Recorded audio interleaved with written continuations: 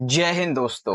बहुत बहुत स्वागत है आप सभी का आज की इस वीडियो में। और आज की ये जो स्पेशल वीडियो है ये बहुत ही ज्यादा इंपॉर्टेंट वीडियो होने के साथ साथ बहुत ज्यादा इंटरेस्टिंग वीडियो होने वाली है क्लास 12th के पॉलिटिकल साइंस, हिंदी में कहें तो आपके राजनीति विज्ञान के सब्जेक्ट में। ठीक है, बेसिकली आज की इस एक ही वीडियो में हम क्या करेंगे कि आपकी जो सेकंड वाली किताब है स्वतंत्र भारत में राजनीति, इसके पूरे के पूरे सिलेबस को हम एक ही वीडियो में कवर करने वाले हैं। जी हाँ बच्चों, आप ये कह सकते हैं कि एक ही वीडियो के अंदर हम आपकी स्वतंत्र भारत की में जो राजनीति किताब है इसका रिवीजन करने वाले हैं। ठीक है, तो जैसा कि आप सभी को पता है कि अभी आपका बोर्ड का एग्जाम होने वाला है, तो इस वीडियो में हमने वो मोस्ट इंपॉर्टेंट क्वेश्चन आंसर लिए हैं बच्चों जो पिछले 10 साल के बोर्ड के पेपर में आपसे ज्यादातर पूछे जा चुके हैं। ठीक है, तो अभी आपका पॉलिटिकल का जो बोर्ड का एग्जाम होने वाला है रिसेंट में, उसमें इन क्वेश्चन के आने के हाईली चांसेस हो जाते हैं क्योंकि mostly repeated and selected questions हैं। ठीक है, तो मैं आपको हर एक क्वेश्चन बहुत अच्छी तरीके से समझा दूंगा। ठीक है, जिनके हाईली चांसेस आपके बोर्ड के पेपर में आने के। ठीक है बच्चों, तो आइए शुरुआत करेंगे बिना टाइम वेस्ट करके। अच्छा, एक चीज देखिए, मैं आपको हर एक क्वेश्चन बड़े अच्छे तरीके से समझाऊंगा, इसीलिए ये जो वीडियो है वो अराउंड आपकी 1 आवर की बनने वाली, अराउंड 1 घंटे की बनेगी। ठीक है, तो आप सभी से रिक्वेस्ट है कि आप सभी वीडियो को कंप्लीटली एंड तक जरूर देख लेना, जिससे कि आपकी तैयारी और भी अच्छी इस वीडियो के माध्यम से होने वाली। ठीक है, जो भी क्वेश्चन मैं आपको समझाऊंगा वो हिंदी मीडियम में बड़े अच्छे तरीके से आपको समझा दूंगा। ओके, तो देखिए पहला जो हमारा क्वेश्चन होने वाला है बच्चों, ये ऐसा प्रश्न है जो पिछले 10 साल के पेपर में आपसे 6 से 7 बार पूछा गया। ठीक है, तो हाईली चांसेस हैं इसके आपके अभी के बोर्ड में आने के। ठीक है, क्वेश्चन क्या है? क्वेश्चन ये है बच्चों कि चैप्टर 1 से है, राष्ट्र निर्माण के दौरान रियासतों के एकीकरण में कौन कौन सी समस्याएं आई तथा भारतीय संघ में ये जो देसी रजवाड़े होते थे इनके विलय में सरदार पटेल की भूमिका का वर्णन कीजिए। ठीक है, तो आइए देखते हैं। देखो, जब भारत का विभाजन हुआ तो आप सभी को पता है विभाजन से पहले भारत में लगभग 565 देसी रजवाड़े या रियासतें मौजूद थी। ठीक है, तो ऐसे में एकता के सूत्र में इन्हें बांधना, ठीक है, भारत की एकता को बनाए रखना, अखंडता को बनाए रखना एक चुनौती सी लग रही थी, क्योंकि बहुत सारे रजवाड़े, देसी रजवाड़े रियासतें जो थी वो भारत में मिलना नहीं चाहती थी। तो क्या समस्या रही, और उस समस्या के सुलझाने के लिए एक व्यक्ति हैं जिनको हम एक संज्ञा के नाम से जानते हैं, लौह पुरुष। ठीक है, जिनको हम बोलते हैं सरदार पटेल जी, सरदार वल्लभ भाई पटेल।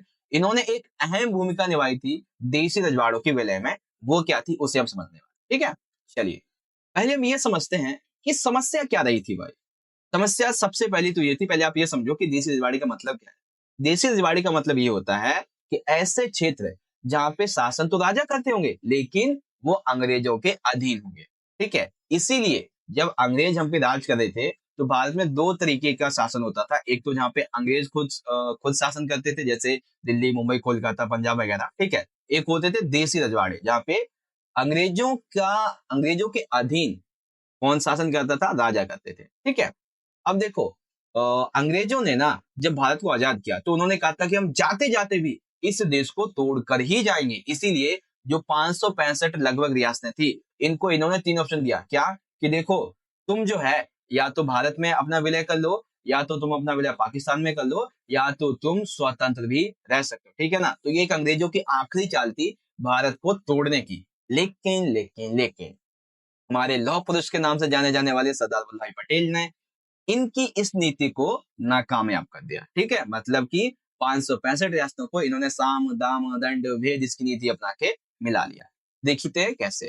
तो जब भारत आजाद हुआ, ठीक है, ये 3 ऑप्शन मिले रियासतों को, तो सबसे पहले त्रावणकोर के जो राजा थे इन्होंने कहा कि भाई हम अपने क्षेत्र को आजाद रखेंगे। ठीक है, अब आपने एक देसी लैंग्वेज में कहावत सुनी होगी, यूपी में जो ज्यादातर बोली जाती है कि खरबूजे को देखे खरबूजे को रंगाता है, यानी कि जैसा आपके सामने वाला करेगा आप भी वैसा ही करते हैं। ठीक है ना, तो इसी को देखते हुए कि भाई त्रावणकोर के राजा ने बोला हम जो है अपने राज्य को आजाद रखेंगे, तो हैदराबाद के निजाम ने भी बोल दिया भाई हम भी आजाद रखेंगे।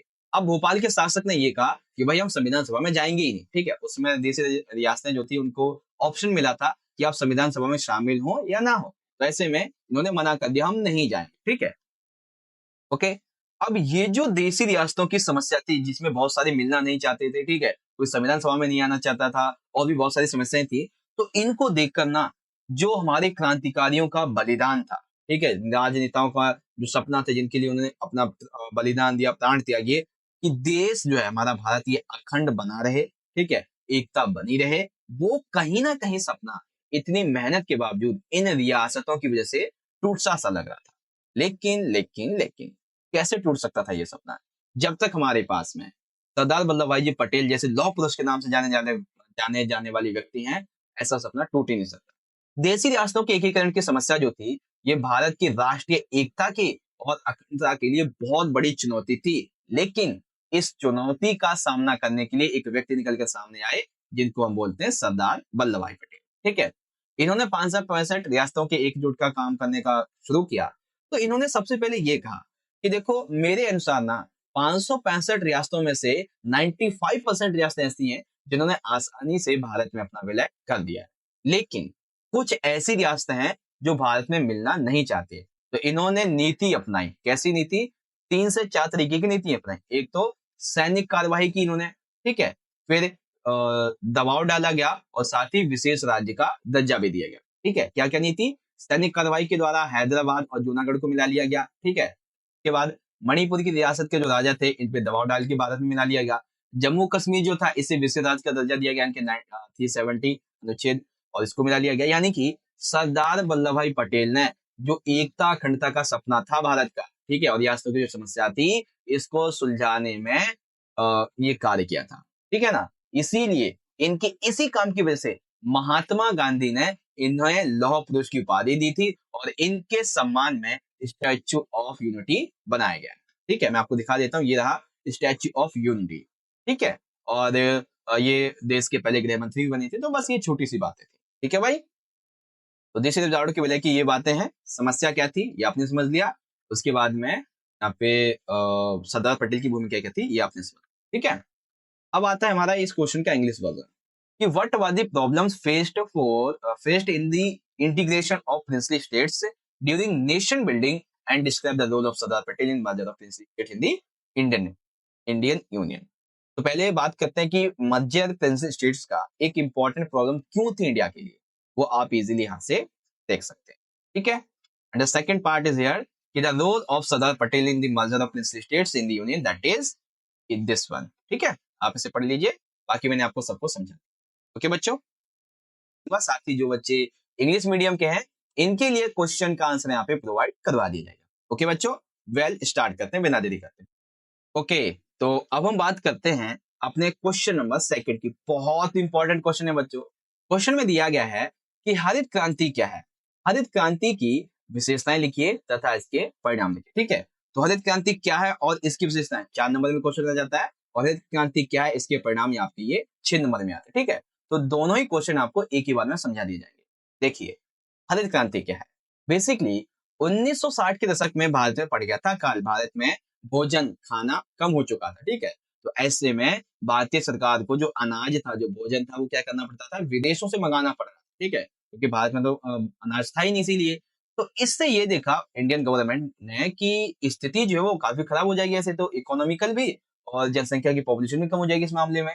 तो इसीलिए 1966 और 67 के बीच में खाद्यान्न के क्षेत्र में आत्मनिर्भर बनने के लिए और कृषि क्षेत्र के उत्पादन को बढ़ावा देने के लिए एक कार्यक्रम चलाया गया था बच्चों, जिसको बोलते हैं हरित क्रांति। ठीक है, जैसा कि आप देख सकते हैं यहाँ पे कि हरित क्रांति के मामले में कृषि के उत्पादन को बढ़ावा दिया गया था। ठीक है, ऐसी फसलें जो मेनली व्यापार की योग्य थी और जो भोजन की योग्य थी, जैसे कि जूट, कपास, गेहूं, मक्का, ठीक है, इन सभी पर ज्यादा बल दिया गया था, जिससे कि तेजी से खाद्यान्न जो है वो हमें मिल सके और व्यापार भी हो सके इसका, जिससे कि आर्थिक स्थिति अच्छी होगी।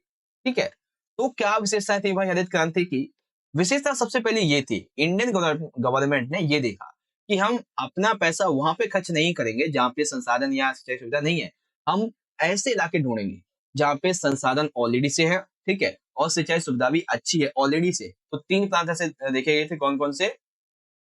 पंजाब, हरियाणा, ठीक है, और पश्चिमी उत्तर प्रदेश। 3 प्रांत देखे गए थे, पंजाब, हरियाणा और पश्चिमी उत्तर प्रदेश, जहाँ के किसान समृद्ध थे। क्योंकि इंडियन गवर्नमेंट का ये मानना था, जो किसान पहले से सक्षम है, ठीक है, जिनके पास संसाधन है, सिंचाई सुविधा है, ये तेजी से उत्पादन में वृद्धि करेंगे। ठीक है ना, इसीलिए इन राज्यों को टारगेट किया गया था। ठीक है, इन राज्यों में सरकार ने मदद भी दी थी, जैसे कि सरकार ने उच्च गुणवत्ता वाले बीज प्रोवाइड कराए, जिसे हम बोलते हैं HYVS। ठीक है ना, ये जो थे ये बीज उच्च गुणवत्ता वाली फसल देते थे, ठीक है ना।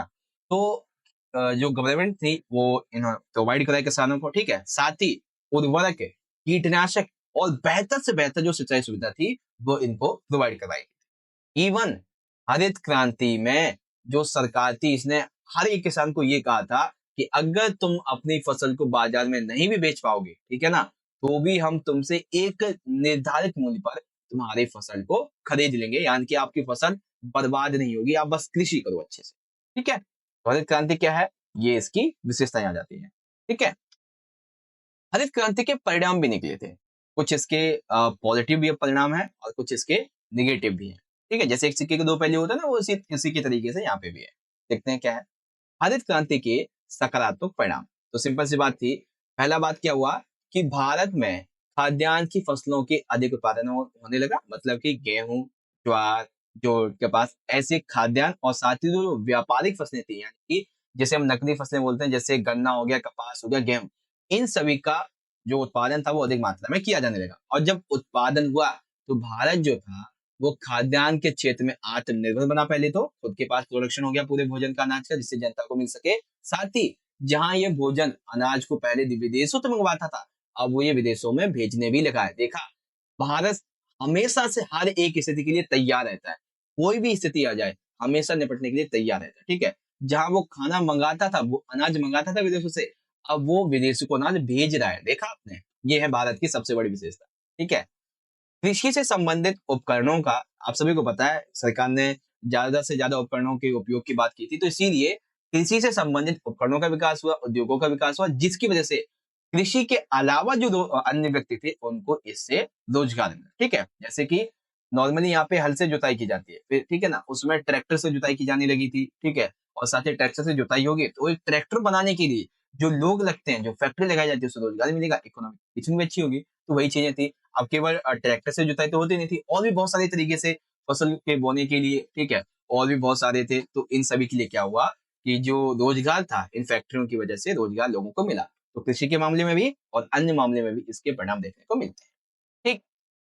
हरित क्रांति के परिणाम नकारात्मक भी रहे, जैसे कि अनुचित लाभ मिला, अर्थात पंजाब, हरियाणा और पश्चिमी उत्तर प्रदेश, यहाँ के जो किसान थे बच्चों, ये तो मजबूत हो गए क्योंकि सरकार ने यहीं पे ज्यादा ध्यान दिया था, इसलिए ये किसान और ज्यादा अमीर हो गए।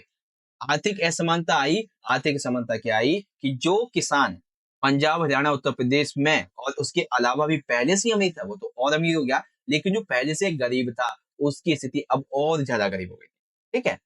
हरित क्रांति के दौरान अधिक से अधिक रासायनिक उर्वरकों का उपयोग किया गया था, तो इसकी वजह से मिट्टी की उर्वरता में कमी आई, हालांकि उसे बाद में जाकर सुधार लिया गया, ठीक है। तो दैट इज ऑल अबाउट हरित क्रांति एंड हरित क्रांति की विशेषताएं, एंड देन एक सेकंड हरित क्रांति के परिणाम और इसके नकारात्मक प्रभाव, ठीक है। तो यह है आपका पूरा का पूरा पार्ट हरित क्रांति के बारे में, ओके। अब इस क्वेश्चन को इंग्लिश में आइए देखते हैं। इंग्लिश में आएगा कि राइट द ग्रीन रेवोल्यूशन। क्या है ये, what is the green revolution, revolution कह सकते हैं। Features and results. तो ग्रीन रेवोल्यूशन क्या होता है, फीचर्स क्या है बच्चों ग्रीन रेवोल्यूशन के, वो आप इजीली यहां से पढ़ सकते हैं।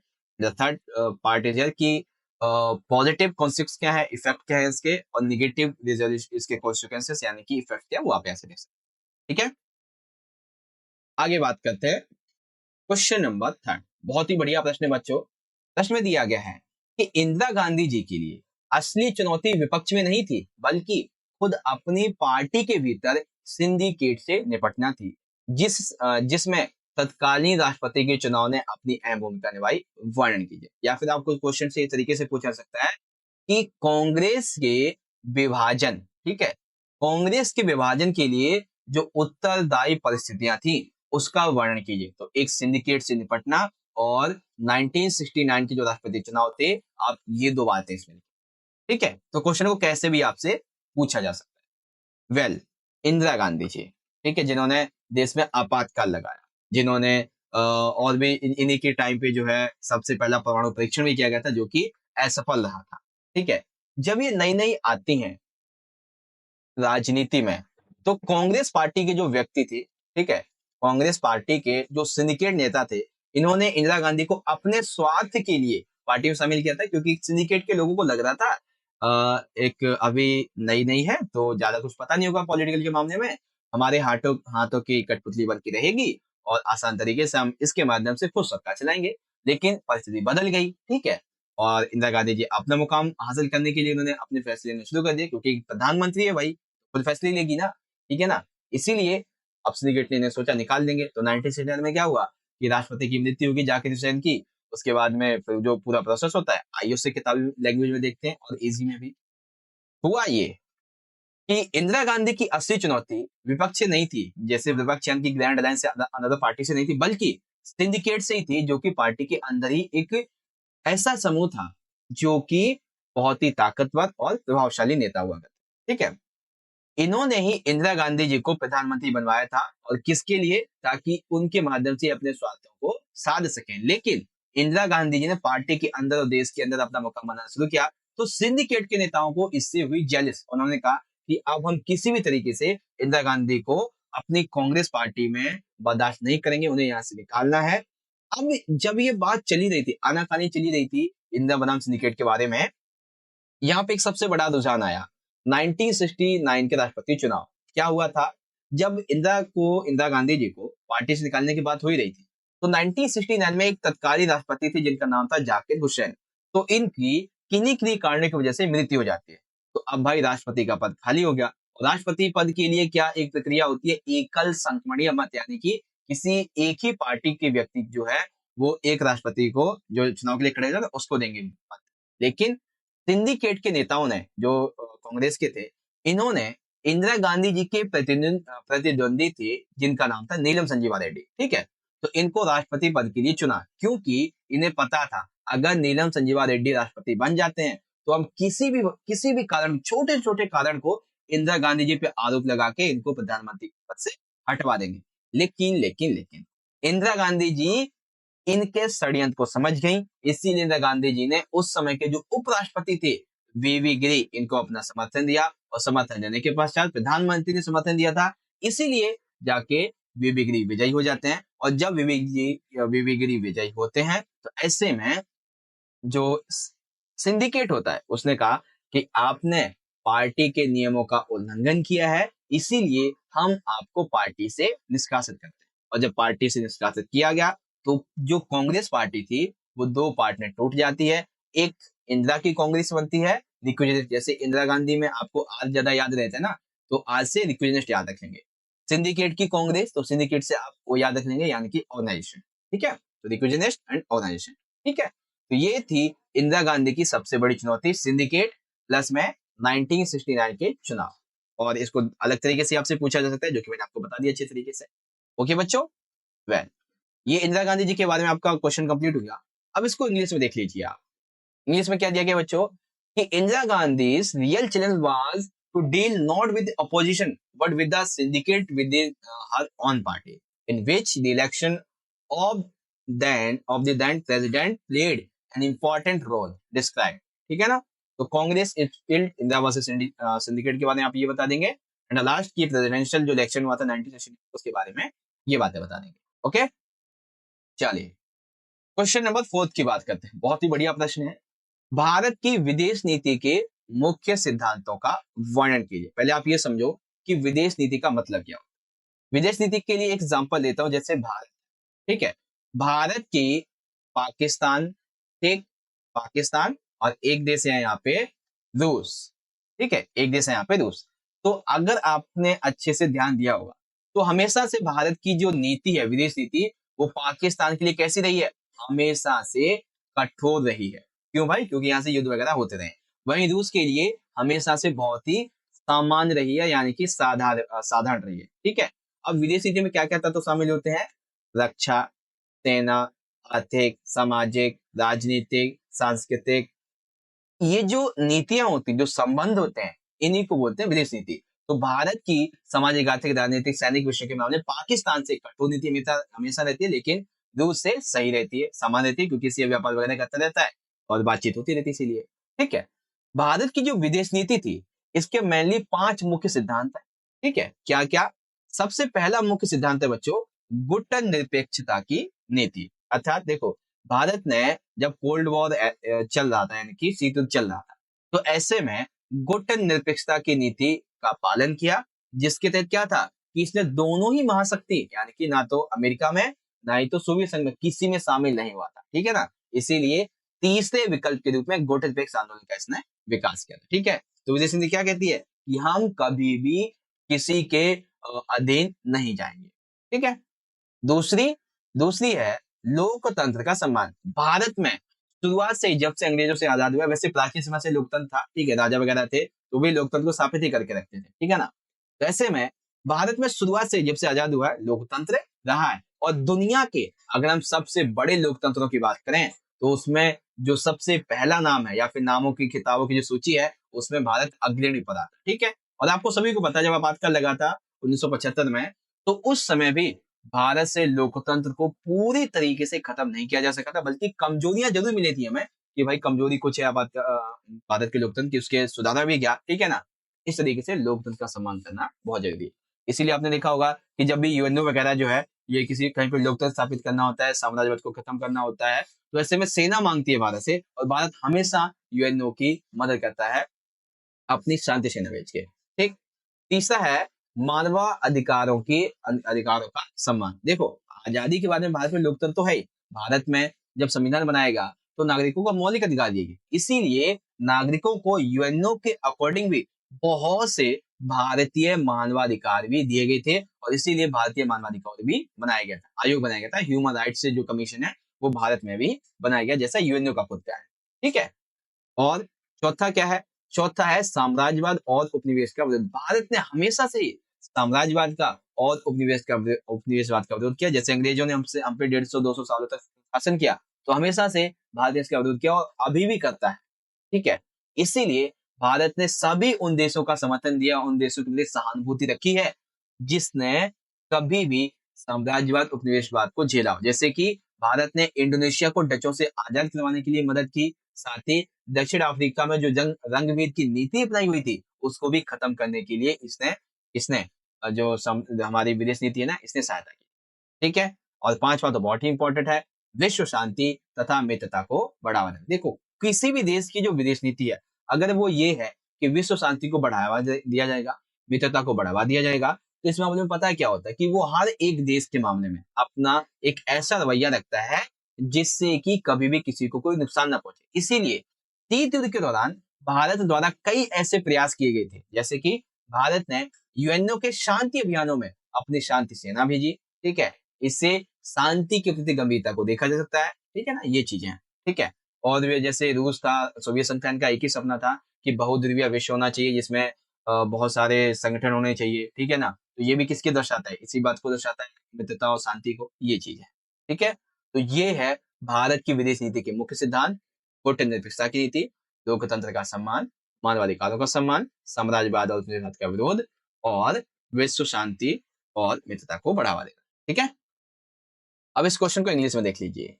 इंग्लिश में दिया गया बच्चों कि describe the main principles of India's foreign policy. तो पहला क्या है, policy of non alignment movement, respect of democracy, respect of human rights, opposition to imperialism and colonialism, and promotion of world peace and friendship.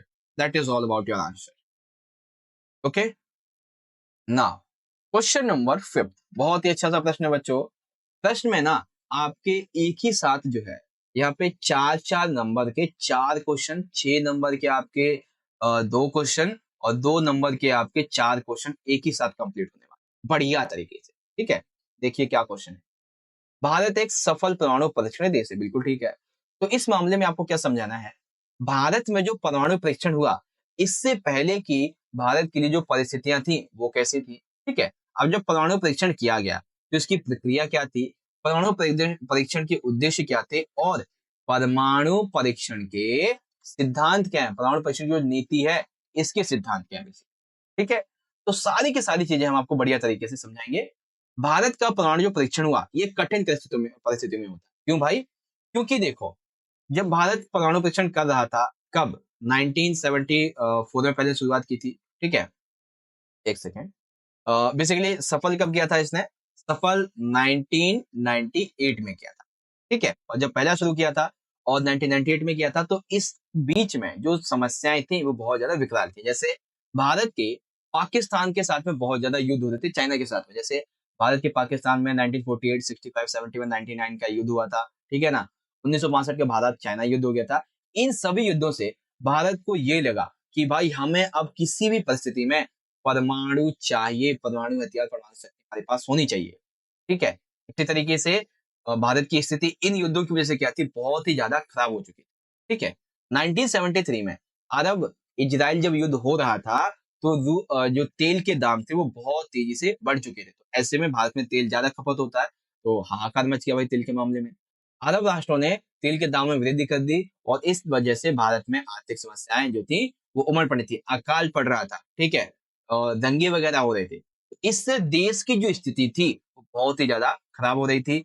विश्व में मुद्रास्फीति, विश्व नहीं बल्कि भारत में मुद्रास्फीति बढ़ गई थी, ठीक है। साथ ही देश में हड़तालें हो रही थी, ठीक है। एक दो आप आपातकाल के युद्ध के नाम वगैरह लिख देंगे, कारण लिख देंगे, बस। ये वो परिस्थितियां हैं जिसने भारत को मजबूर किया, भारत को मजबूर इन द सेंस कि भारत को इस बात की इंपॉर्टेंस पता चली कि हमें अब परमाणु हथियार चाहिए ही चाहिए, ठीक है। जिसके लिए पहला इन्होंने परीक्षण किया वो सफल नहीं हो पाया, लेकिन दूसरा परीक्षण 1998 में किया वो पूरी तरीके से सफल हो गया था, ठीक है।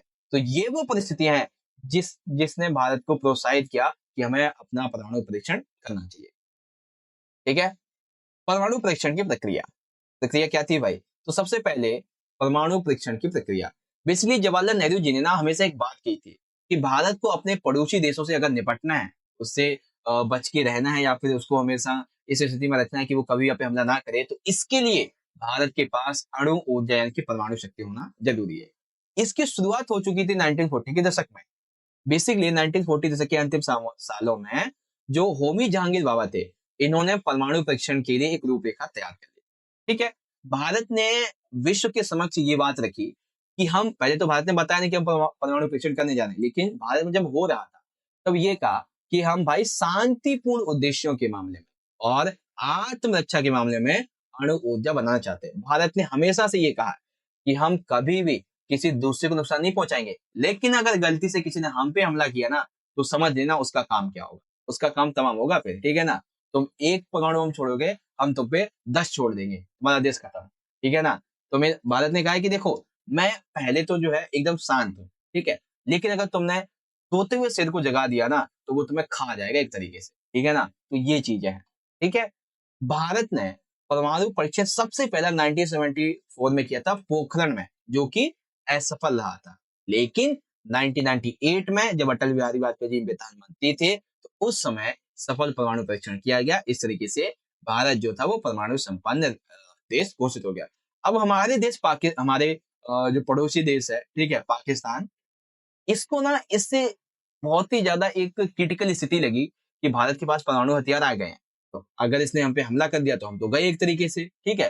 तो हमारी नकल करते हुए पाकिस्तान ने अपना परमाणु परीक्षण कर लिया चगताई की पहाड़ियों में, ठीक है। हालांकि भारत की बहुत ही ज्यादा निंदा हुई थी वैश्विक लेवल पे, लेकिन भारत हमेशा कहता है कि कोई भी देश हमारे बारे में क्या बोलता है डज नॉट मैटर, हमें खुद मजबूत होना है, ठीक है। हमें परमाणु हथियार चाहिए ताकि कोई भी देश हम पे आसानी से आक्रमण ना कर सके, ठीक है। इसीलिए भारत ने अपने परमाणु नीति के सिद्धांत बताए, ठीक है। टोटल 5 सिद्धांत है यहाँ। एक सेकंड, सिद्धांत यहाँ पे नहीं एड हुए क्या? ओके, ठीक है। वैसे मैं आपको बता देता हूँ सिद्धांत क्या थे। देखो, सबसे पहला सिद्धांत तो यही था कि शांतिपूर्ण उद्देश्यों के लिए हम बनाएंगे, ठीक है। परमाणु परीक्षण शांतिपूर्ण उद्देश्यों के लिए किया जाएगा, ओके, ठीक है। उद्देश्य वैसे लिखे नहीं मैंने, मैं आपको बता देता हूँ। पहला उद्देश्य था शांतिपूर्ण उद्देश्य के लिए हम ये करेंगे। दूसरा, आत्मरक्षा के लिए हम ऊर्जा बना रहे हैं। और तीसरा, हम कभी भी पहले इस्तेमाल नहीं करेंगे परमाणु ऊर्जा, पहले कभी नहीं करेंगे, ठीक है। अगर दूसरा हम पे हमला करेगा तो हम उसे छोड़ेंगे नहीं। और चौथा ये कि भारत जो है इस परमाणु ऊर्जा का उपयोग कभी भी दूसरे देश पे गलत तरीके से नहीं करेगा, सिर्फ और सिर्फ अपने देश की आत्मरक्षा, साथ ही साथ जो बेसिकली ऊर्जा, अन्य ऊर्जाएं होती हैं उनके स्रोत के रूप में इसको बढ़ावा देगा। ये थी।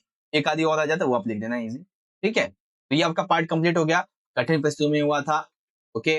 और परमाणु परीक्षण की बात यहाँ पे आ जाती है, तो ये सारी की सारी चीज। इस क्वेश्चन को आइए इंग्लिश में देख लीजिए, इंग्लिश में भी यहाँ पे दिखा देते हैं आपको। India is a successful nuclear testing country in the context of the statement right circumstances process and purpose of legal testing, ठीक है ना। तो डिफिकल्टीज क्या क्या आई थी, सर्कमस्टेंसेस क्या थी, तो आप इजिली आप यहाँ से पढ़ सकते हैं। एंड सेकंड पार्ट इज यार कि ये वैसे सेम ही हो गया न्यूक्लियर पॉलिसी के बारे में, ठीक है, आप इसे भूल जाना। ये याद रखो न्यूक्लियर टेस्ट कैसे हुआ था इसका पूरी, ठीक है। ओके, तो अब हम बात करते हैं अपने अगले क्वेश्चन की। बहुत बढ़िया प्रश्न है बच्चों, बड़े ध्यान से समझिएगा।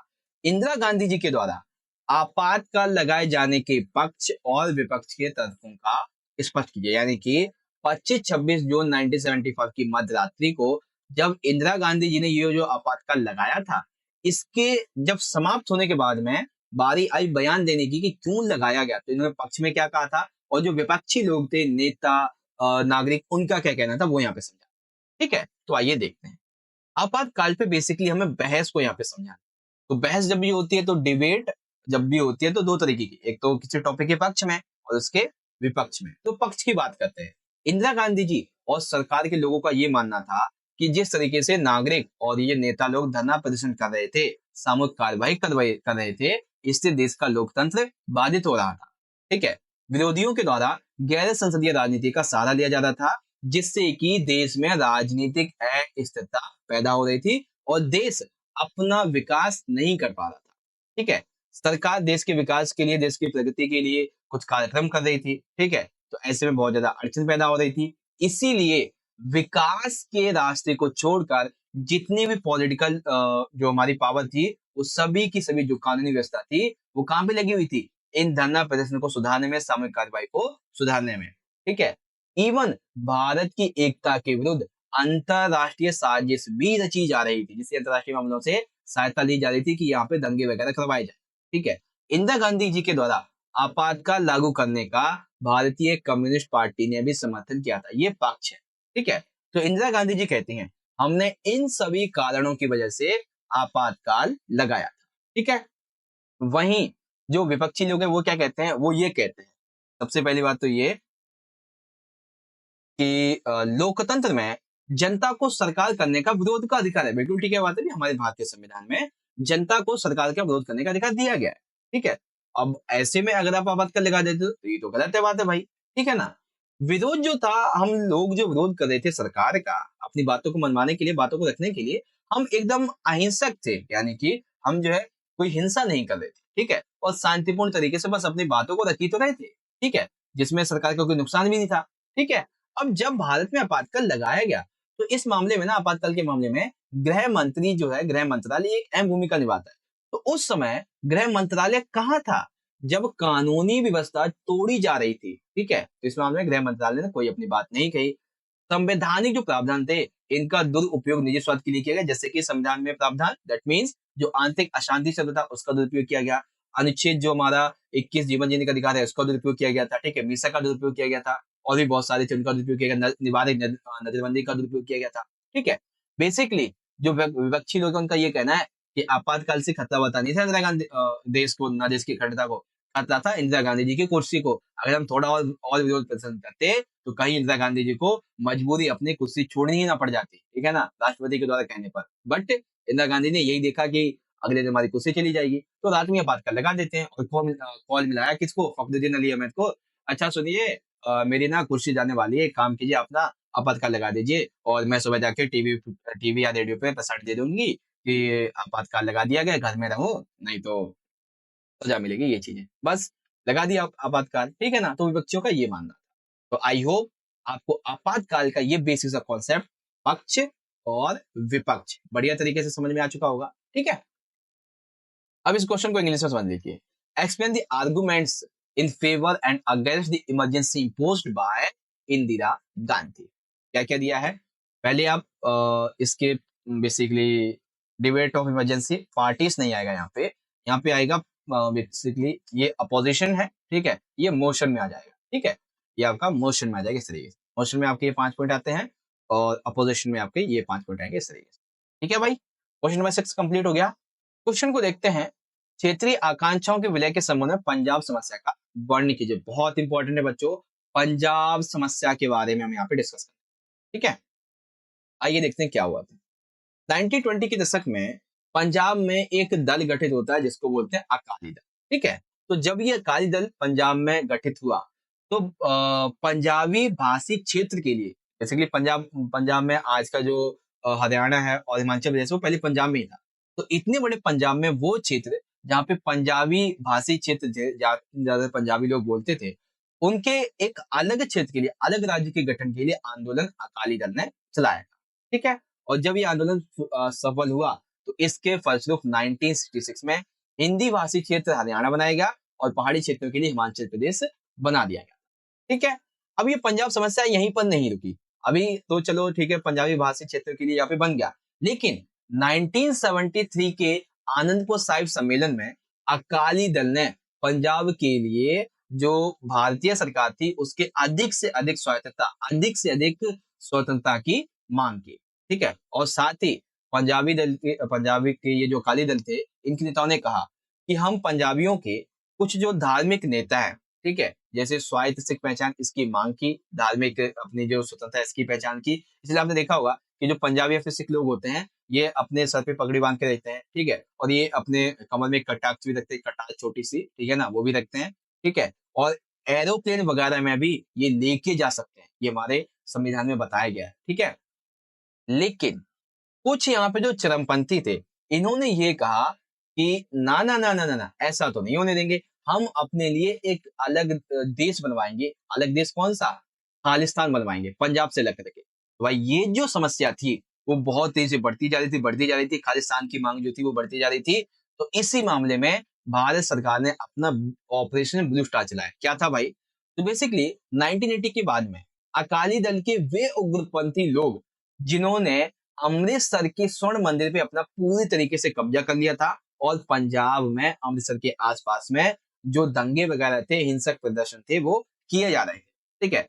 सरकार ने बातचीत करने की कोशिश की, लेकिन ये नहीं रही, क्योंकि यहाँ पे पता है अमृतसर का जो स्वर्ण मंदिर था उसके गेट पर, ठीक है, और उसके अंदर कोई भी जा नहीं सकता था, ऐसा अड्डा बना रखा था इन इन अकाली दल के उग्रपंथियों ने। ठीक है। तो सरकार ने बातचीत करने की कोशिश की किसी जरिए से, लेकिन नहीं हो पाया। तो सरकार ने 1984 के जून में इन उग्रवादियों को स्वर्ण मंदिर से निकालने के लिए सैनिक कार्रवाई की, और जो अकाली दल के उग्रपंथी थे इनको जबरन सेना की मदद से बाहर निकाला गया। कईयों को तो मौत के घाट उतार दिया गया। ठीक है। अब सिखों के उस स्वर्ण मंदिर में जाकर उन अकाली दल के उग्रपंथियों को मारना सिख धर्म के, सिख समुदाय के लोगों को अच्छा नहीं लगा। इसीलिए सिख लोगों ने कहा कि ये हमारे धर्म पर, हमारे विश्वास पर हमला है। इसीलिए इसका बदला लेने के लिए 31 अक्टूबर 1984 को इंदिरा गांधी जी की हत्या कर दी गई। ठीक है। और इसी मामले में दूसरी तरफ सिखों के विरुद्ध हिंसा भी भड़क उठी। लेकिन इंदिरा गांधी जी की मृत्यु 31 अक्टूबर 1984, और सिखों के विरुद्ध हिंसा भड़की दिल्ली में, ठीक है, और उत्तर भारत में भी। तो ऐसे में भारतीय सरकार ने ये देखा कि समस्या बहुत ज्यादा विकराल हो गई है। अगर हमने अब इसे नहीं रोका तो जो समस्या है वो इतनी ज्यादा बुरी हो जाएगी कि भारत के बहुत ज्यादा टुकड़े करने पड़ जाएंगे। इसीलिए समस्या को देखते हुए पंजाब समझौता कर लिया गया। ठीक है। जुलाई 1985 में अकाली दल के अध्यक्ष थे जिनका नाम था हरचंद सिंह लोंगोवाल। क्या नाम था? हरचंद सिंह लोंगोवाल 1985 में अकाली दल के अध्यक्ष थे। तो इन्होंने राजीव गांधी के साथ में समझौता किया। ठीक है। आप सभी को पता है 31 अक्टूबर 1984 को जब इंदिरा गांधी जी की मृत्यु होती है, तो जब दूसरे चुनाव होते हैं, ठीक है, तो उसमें इनकी मृत्यु की वजह से इनको सहायता मिल जाती है, इनको सहानुभूति मिलती है, किसको? राजीव गांधी को, और प्रधानमंत्री बनते हैं। ठीक है। तो हरचंद सिंह लोंगोवाल और राजीव गांधी जी के बीच में एक समझौता हो जाता है और शांति स्थापना के प्रयास किए जाते हैं, और उसके बाद में उग्रवादी वगैरह इनकी कहानी खत्म हो जाती है और ये पंजाब समस्या भी एंड हो जाती है। ओके। तो ये थी आपकी पंजाब समस्या का वर्णन। ठीक है। अभी हम जम्मू कश्मीर के भी बारे में समझेंगे, बट जो इंग्लिश मीडियम के बच्चे हैं कि describe the Punjab problem in relation to merger regional aspirations. ठीक है। तो आइए देख लीजिए, आपके सामने ये सभी के सभी पॉइंट हैं, आप इन सभी को अच्छे तरीके से रीड आउट कर सकते हैं। बाकी हिंदी में समझाता चल रहा हूँ, इंग्लिश में तो आप यहाँ से एक सेंटर फॉर्मेशन चाहिए वो मैं आपको प्रोवाइड करा देता हूँ। ओके। अब हमारा जो 8वां क्वेश्चन वो भी इसी के मामले में है, बड़े ध्यान से समझिएगा कि जम्मू एवं कश्मीर रियासत विलय अथवा विशेष राज्य दर्जा किस प्रकार प्राप्त हुआ, समझेगा। यानी कि जम्मू कश्मीर जो रियासत थी इसका भारत में विलय कैसे किया गया, या फिर इसे विशेष राज्य का जो दर्जा था वो किस तरीके से दिया गया था, ये आपको समझा। तो आइए समझते हैं। आगे भी है क्या ये क्वेश्चन? नहीं है, ठीक है। ठीक हो। अब बेसिकली जम्मू कश्मीर जो था, यहाँ पे ना 3 राजनीतिक और सामाजिक क्षेत्र थे। कौन-कौन से? पहला था जम्मू, दूसरा था कश्मीर और तीसरा था लद्दाख, ठीक है? अभी के टाइम पे अगर हम बात करें जम्मू कश्मीर की, तो कश्मीर का एक भाग अभी भी पाकिस्तान के कब्जे में, जिसे हम पाक अधिकृत कश्मीर कहते हैं। हालांकि बेसिकली पूर्ण तरीके से तो नहीं, लेकिन अप्रत्यक्ष तरीके से पाकिस्तान की अधिकृत जो कश्मीर है, उसने वो ही हिस्सा चाइना को दे रखा है। चाइना इस्तेमाल करता है उसके, ठीक है? अब जब भारत आजाद हुआ था, तो पूर्व जम्मू कश्मीर में राजतंत्रीय शासन हुआ करता था, ठीक है? जब भारत आजाद हुआ था, तो उसमें राजतंत्र हुआ करता था, ठीक है? तो यहाँ के राजा थे हरि सिंह। इन्होंने कहा कि हम अपने देश को अलग, हम अपने राज्य को अलग रखेंगे, ठीक है? लेकिन भाई पाकिस्तानी जो थे और कबायली लोग थे, यहाँ पे घुसपैठ करते थे और यहाँ पे बहुत सारी हिंसा वगैरह हो जाती थी। राजा इसको संभाल नहीं पा रहा था, ठीक है? उग्रवादी और ज्यादा बढ़ते जा रहे थे। तो इस मामले में जम्मू कश्मीर के जो राजा थे हरि सिंह, इन्होंने भारत सरकार की मदद मांगी। लेकिन भारत सरकार ने कहा हम फालतू मदद नहीं करेंगे, तुम्हें हमारे देश में विलय करना पड़ेगा, ठीक है? तो ठीक है भाई, हरि सिंह ने बोला कि हाँ ठीक है, कोई बात नहीं, हम आप हमें सैन्य सहायता दो और हम अपना विलय आपके कंट्री में कर लेंगे, बट हाँ हमें थोड़े विशेष राज्य का दर्जा मिलना चाहिए। बाद ने कहा ठीक है, कोई बात नहीं, हम आपको 370 के तहत ना विशेष राज्य का दर्जा दे देंगे, जिसमें आप पर संविधान के कुछ नियम कायदे कानून वगैरह लागू नहीं होंगे और कुछ भी वहां पे लागू करना होगा तो आपसे पहले सता लेंगे। और भी बहुत सारी चीजें थी। आंतरिक शांति के आधार पे आपके राज्य में जो है आपातकालीन लगाया जाएगा। ठीक है भाई, भारत ने मान लिया ये बात। अब यहाँ पे हुआ यह कि भारत के इसको मानने के बावजूद भी पाकिस्तान से उग्रवादी व्यवहार और कश्मीर के अलगाववादियों के कारण ये जो देश, ये जो क्षेत्र है, कौन सा जम्मू कश्मीर, ये आज भी अशांत बना हुआ है। हालांकि आज ये यूनियन टेरिटरी यानी कि केंद्र शासित प्रदेश बन गया, लेकिन फिर भी आज जम्मू कश्मीर फिर भी हमेशा पाकिस्तान की गिरफ्त में ही रहता है। मतलब कि पाकिस्तान की गिरफ्त में, ऐसे इन द सेंस की वो हमेशा इसको हथियाने की गिरफ्त में रहता है, ठीक है? यहाँ पे ना 3 तरीके की मुख्य धाराएं हैं। कौन-कौन सी? कुछ लोग जो है जम्मू कश्मीर के, वो ये चाहते हैं कि कश्मीर को एक अलग राष्ट्र बना दिया जाए। ठीक है? ये कौन लोग हैं? ये ऐसे उग्रवादी हैं जो नहीं चाहते कि कश्मीर पाकिस्तान में जाए, जो नहीं चाहते कश्मीर भारत में मिले। दूसरे लोग जो है वो ये चाहते हैं कि कश्मीर का विलय पाकिस्तान में कर लिया जाए। तीसरे लोग ये चाहते हैं कि कश्मीर का जो भाग है वो हमेशा से भारत का ही है, भारत का ही रहे, बस कुछ मामलों में स्वायत्तता दी जाए, अधिक विशेष राज्य का दर्जा दे दिया जाए। ठीक है? बट अब ये सब कुछ खत्म हो चुका है, क्योंकि अब ये जो है वो यूनियन टेरिटरी बन चुका है, यानी कि बेसिकली हम बोलते हैं जिसे केंद्र शासित प्रदेश बन चुका है। ठीक है? तो जम्मू एवं कश्मीर रियासत केवल है इस तरीके से। आगे इंग्लिश में देखते हैं। इंग्लिश में आपका दिया हुआ है कि how did principal state Jammu and Kashmir merger and get the status of special state. ठीक है? तो उसके बारे में आपके सामने ये पॉइंट्स दिए हुए हैं, आप इन सभी को अच्छे तरीके से पढ़ सकते हैं। ठीक है बच्चों? क्वेश्चन नंबर 9, बहुत बढ़िया प्रश्न है, बड़े ध्यान से समझिएगा। 1990 के भारतीय राजनीति में, या फिर 1990 के बाद में भारतीय राजनीति में आए किन्हीं 2 मुख्य बदलावों को संक्षेप में लिखिए। ठीक है? तो कई बदलाव हुए थे, मैं आपको एक ही साथ में सारे बदलाव यहाँ पे समझा दूंगा ताकि आपको ज्यादा देखने की जरूरत नहीं पड़े। ठीक है? सबसे पहला बदलाव हुआ था मंडल मुद्दे का। ठीक है? मंडल मुद्दा क्या था भाई? तो 1978 में जनता पार्टी की सरकार ने दूसरा पिछड़ा आयोग का गठन किया। ठीक है? दूसरे पिछड़े आयोग का गठन किया गया, जिसके अध्यक्ष थे बिंदेश्वरी प्रसाद मंडल। ठीक है? जिसके अध्यक्ष कौन थे? बिंदेश्वरी प्रसाद मंडल, इसीलिए इनको इसका नाम दिया गया था मंडल आयोग।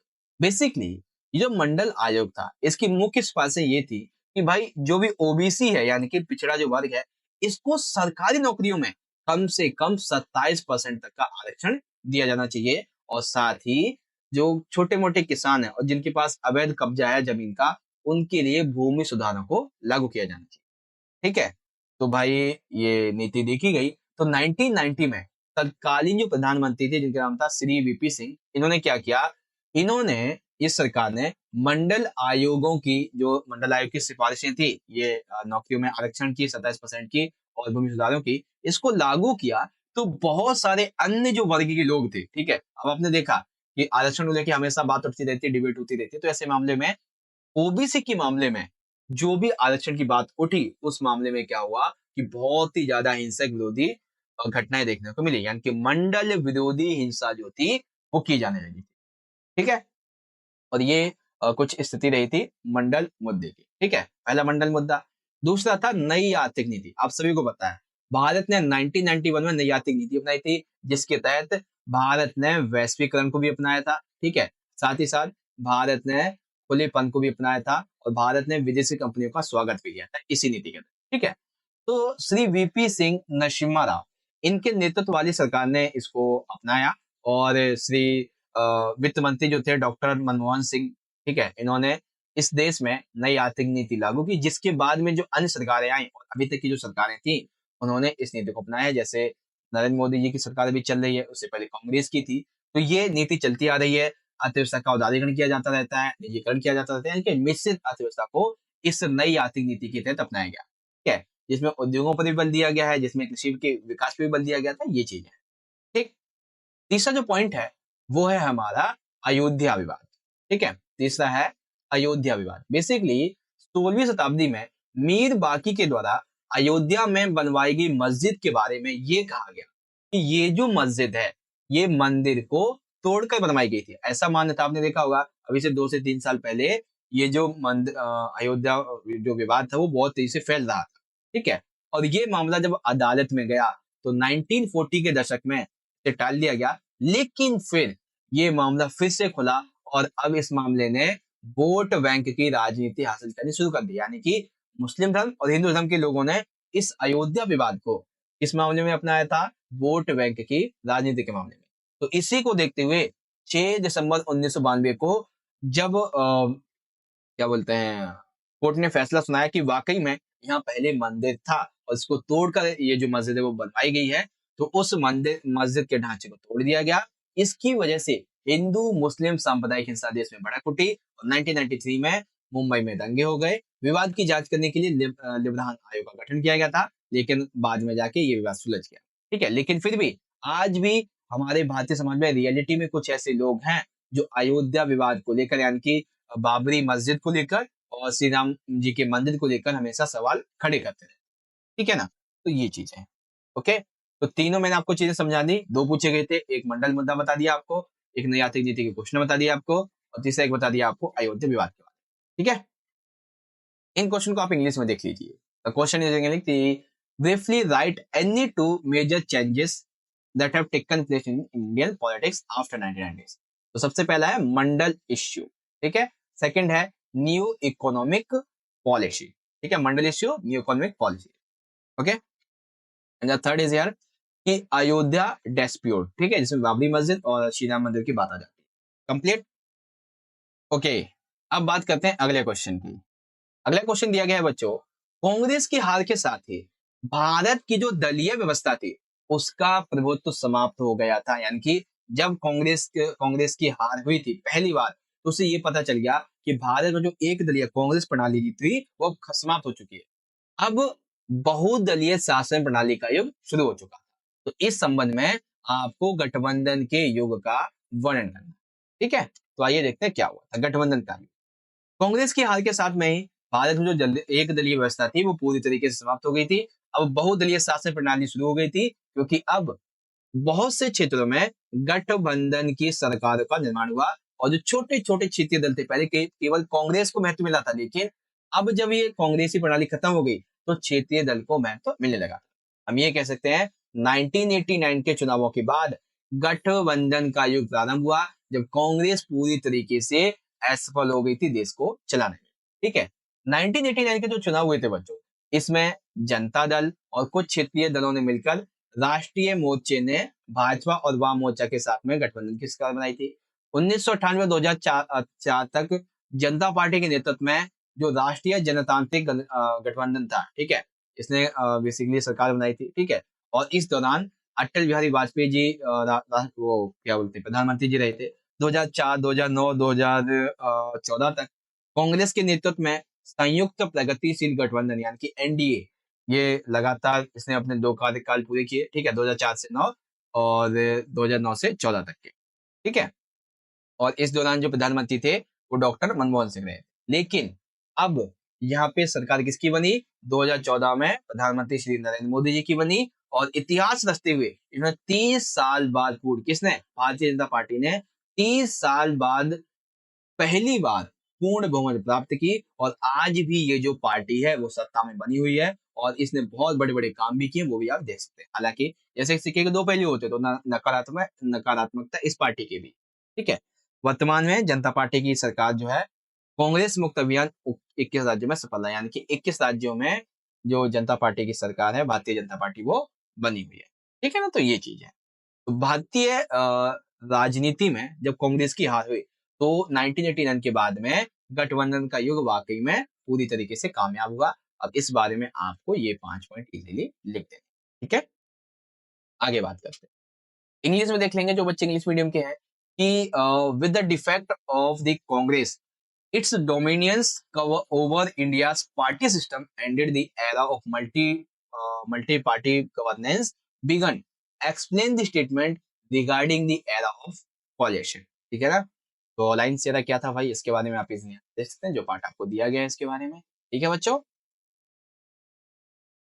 ओके, तो अब हम बात करने वाले हैं क्वेश्चन नंबर 11 की। देखिए अभी जो है वो हमारे अराउंड 4 क्वेश्चन और बचते हैं, जिसमें 15 से 20 मिनट लगेंगे, उसके बाद में वीडियो कंप्लीट हो जाएगी, ठीक है।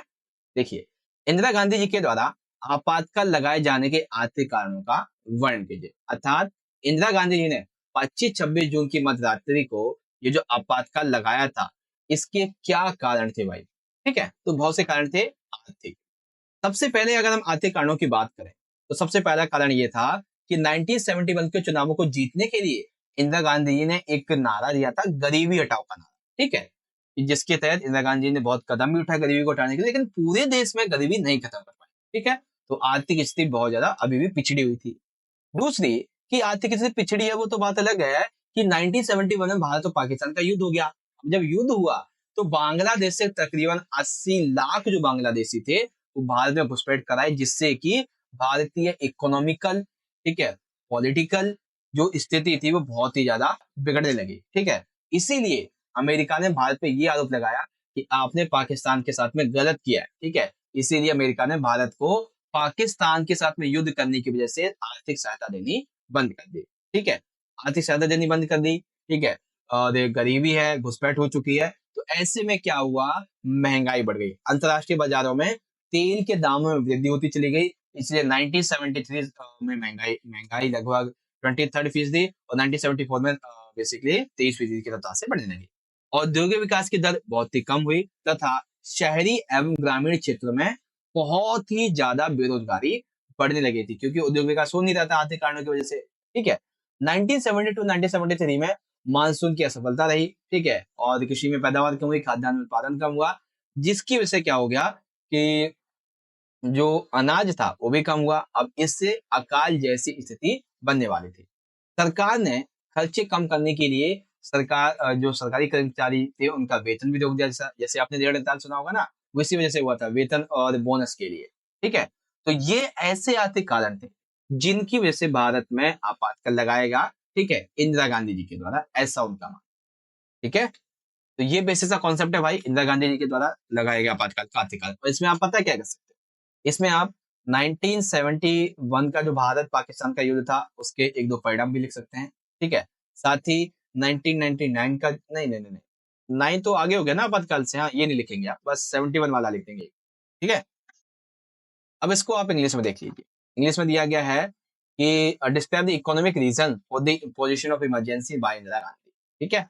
तो क्या है उसके मामले में आप यहाँ पे हर एक पॉइंट को बहुत अच्छे तरीके से रीड आउट कर सकते हैं, ओके, बहुत बढ़िया। अगला क्वेश्चन देखते हैं, क्वेश्चन नंबर है 12। बड़े ध्यान से समझिएगा, इस क्वेश्चन को दो तरीके से पूछा जाएगा। भारत तथा चाइना के बीच में 1960 के दशक के युद्ध का वर्णन कीजिए, या फिर चीन तथा तिब्बत की समस्या का वर्णन करते हुए भारत की भूमिका का वर्णन कीजिए। यानी कि सिंपल सा क्या बताना है, 1962 का भारत चाइना जो युद्ध हुआ था इसकी पृष्ठभूमि में समझा, ठीक है। तो आइए देखते हैं हुआ क्या था।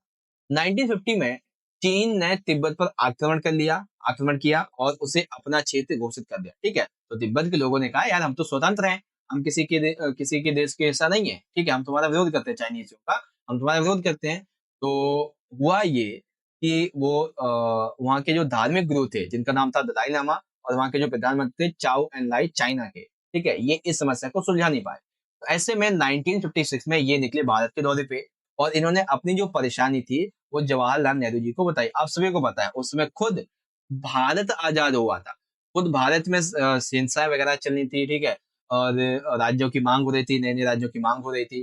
तो ऐसे में भारत ने कहा कि भाई इस मामले में हम आपकी कोई सहायता नहीं कर सकते, ठीक है। वो दोनों वापस चले गए। तो 1958 में तिब्बती लोगों के द्वारा चीनियों का भारी विद्रोह किया गया, जिसके चलते चीनियों ने क्या किया, जबरदस्ती एक दमनकारी नीति को अपनाया, जिसकी वजह से लाखों की तादाद में तिब्बती लोग जो थे वो वहां से भागे और भागकर इन्होंने शरण कहाँ ली, भारत में। और भारत की किस मेनली स्टेट में, दिल्ली में, केंद्र शासित प्रदेश दिल्ली में उसने ली थी, ठीक है। 1959 में दलाई लामा ने भारत में शरण मांगी, तो भारत ने शरण दी। देखो भारत ने हमेशा से कहा है कि जिसको शरण लेनी यहाँ पे ले सकता है, बाकी उसके जो अपोजिशन में जो भी हम आएगा उसके उसके खिलाफ में आएगा, उसे तो हम देख लेंगे। तो 1959 में दलाई लामा ने भारत में शरण ली। अब भारत के द्वारा दलाई लामा को शरण देना, ये चाइना का कहना था कि हमारे बीच में, भारत और चाइना के बीच जो पंचशील समझौता हुआ है कि एक दूसरे की राजनीति में हस्तक्षेप नहीं करेंगे, ये उसका उल्लंघन है। और इसी बात को कहते हुए भारत और चाइना के बीच संबंध खराब हुए और फाइनली यहाँ पे 1962 में भारत चाइना का युद्ध हो जाता है। ये चीज, ठीक है भाई। तो आपको समझ में आ गया कि भारत चाइना युद्ध 1962 का, यानी कि तिब्बत की समस्या की क्या पृष्ठभूमि रही थी। ओके, इस क्वेश्चन को इंग्लिश में देख लीजिए आप कि लिखा हुआ है डिस्क्राइब द वॉर, एक second, describe the war between India and China in the 1960s, describing the problem of China Tibet, describing India role in it. ठीक है, तो ये आपका पॉइंट है, आप इजीली यहां से देख सकते हैं। ओके ओके, तो अब हम बात करते हैं अपने क्वेश्चन नंबर 13 की। बहुत ही छोटा प्रश्न है ये, बेसिकली 4 नंबर का क्वेश्चन है, ठीक है। 1970 के दशक में ये जो राजनीति थी, राजनीतिक समय था, इस समय राजनीति में एक जुमला काफी चर्चित था। कौन सा? आया राम गया राम जुमला, ठीक है। तो हमें ये समझना ये था कि बेसिकली आया राम गया राम जो जुमला है ये दल बदल के संबंध में है, ठीक है। तो आपको ये पता होना चाहिए दल बदल का मतलब क्या है। दल बदल का मतलब ये होता है कि किसी एक पार्टी के द्वारा दूसरे पार्टी में जल्दी से जाना, वापस से आना, यानी कि एक पार्टी के द्वारा दल बदल करना, अपने दल को जल्दी जल्दी तुरंत तुरंत चेंज करना, दल बदल कहलाता है, ठीक है। इसीलिए 1970 की राजनीति में ये जो एक शब्द है ना, आयाराम गयाराम जुमला, ये उपयोग किया, ठीक है। हुआ ये था कि 1967 के आम चुनावों के बाद में कांग्रेस पार्टी के वे विधायक जिन्होंने इसे छोड़ा, उन्होंने हरियाणा में, मध्य प्रदेश में, उत्तर प्रदेश में अपनी सरकार बनाई, ठीक है। तो शुरुआत में 1967 के चुनावी हरियाणा के एक विधायक थे जिनका नाम था गयालाल। तो इन्होंने एक ही पखवाड़े के अंदर 3 पार्टियां बदली, ठीक है। देखो मैं आपको थोड़ा अच्छे से समझाता हूँ। एक तरफ है यूनाइटेड फ्रंट, ठीक है, एक तरफ यूनाइटेड फ्रंट और एक तरफ है ये कांग्रेस, ठीक है। तो ये जो गयालाल थे, ठीक है, गयालाल ये पहले किस पार्टी में थे? यूनाइटेड फ्रंट में। तो एक ही पखवाड़े के अंदर इन्होंने क्या किया था कि एक ही पखवाड़े के अंदर 3 पार्टियां बदली। पहले यूनाइटेड फ्रंट में थे, फिर ये कांग्रेस में लौट गए, ठीक है। कांग्रेस में इनका मन नहीं लगा तो ये वापस से यूनाइटेड फ्रंट में आ गए, ठीक है। अब यूनाइटेड फ्रंट में आने के बाद में इन्होंने फिर मंशा जाहिर की कि मुझे ना कांग्रेस में होना चाहिए था, यार मैं कहाँ फंस गया, ठीक है। तो जब दोबारा मंशा जाहिर की कांग्रेस में वापस जाने की, तो यहाँ के जो कांग्रेस पार्टी के नेता थे, नेता वीरेंद्र सिंह, ठीक है, नेता राव वीरेंद्र सिंह, इन्होंने चंडीगढ़ में एक प्रेस के सामने घोषणा कर दी क्या, कि जो गयालाल था ये गया राम था और अब आया राम है। गया राम था और अब ये आया राम है, पार्टी चेंज कर रहा है इसीलिए, ठीक है।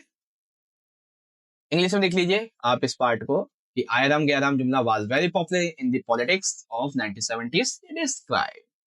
Okay. One of the last question of this video and the one of the most important, that is भारतीय विभाजन के परिणाम क्या थे, ठीक है।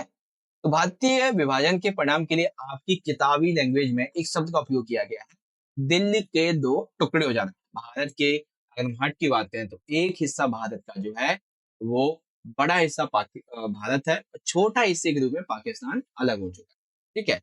भारतीय विभाजन के बहुत बड़े बड़े खतरनाक परिणाम निकले, ठीक है। सबसे पहला परिणाम, बड़े पैमाने पर एक जगह से आबादी दूसरी जगह जाने को मजबूर हुई। मैं आपको एक चित्र दिखाता हूं अभी, देखो भारत का जब विभाजन हुआ तो इस तरीके से देख सकते हैं, एक जगह से बहुत सारे जो लोग थे इनको दूसरी जगह जाने के लिए मजबूर होना पड़ा, ठीक है। ये जो आप देख रहे हैं ये इसी का एग्जाम्पल है, ठीक है। यहाँ पे देखिए किस तरीके से भीड़ है और विभाजन हो चुका है। अब ये अपने जो हिंदू लोग हैं वो पाकिस्तान से भारत में आना चाहते हैं, और भारत के मुस्लिम लोग भारत से पाकिस्तान जाना चाहते थे कुछ कुछ, ठीक है ना। इस मामले में ये देखा गया कि तकरीबन 80 लाख जो लोग थे उनको आना जाना पड़ा इधर उधर, ठीक है। आबादी का ये जो स्थानांतरण था ये आकस्मिक था, किसी को कुछ नहीं पता था, एकदम रात को सोए हुए एकदम चैन से मजे से कि सुबह उठेंगे अपना खाना पीना खाएंगे मौज लेंगे, ठीक है। लेकिन क्या पता था अगले दिन वो जिस जगह पे रह रहे हैं वो उनके लिए विदेश हो जाएगा, वो उनका अपना घर नहीं रहेगा, ठीक है ना। अनियोजित था, कोई नियोजन नहीं किया गया था कि आबादी को बसाना कैसे है, और ये बहुत ही त्रासदी भरा हुआ भी था, ठीक है। हुआ ये था, टेबल से लेके कुर्सी तक, टाइपराइटर से लेके पुलिस के वार्डन तक, इवन सरकारी और रेलवे के कर्मचारी जो जहां रहते थे उस हिसाब से उनका भी बंटवारा कर लिया गया था, ठीक है ना। एक एक टेबल कुर्सी टाइपराइटर पुलिस वार्डन सरकारी कर्मचारियों का बंटवारा तक कर लिया गया था, ठीक है। हुआ ये और आगे कि धर्म के नाम पर हिंदू मुस्लिमों को, मुस्लिम हिंदू को यहाँ पे बेरहमी से मारने लगे, ठीक है। अधिकतर जो सांप्रदायिक हिंसा थी बच्चों ये लाहौर में, अमृतसर में, कोलकाता के शहरों जैसे में देखी गई थी।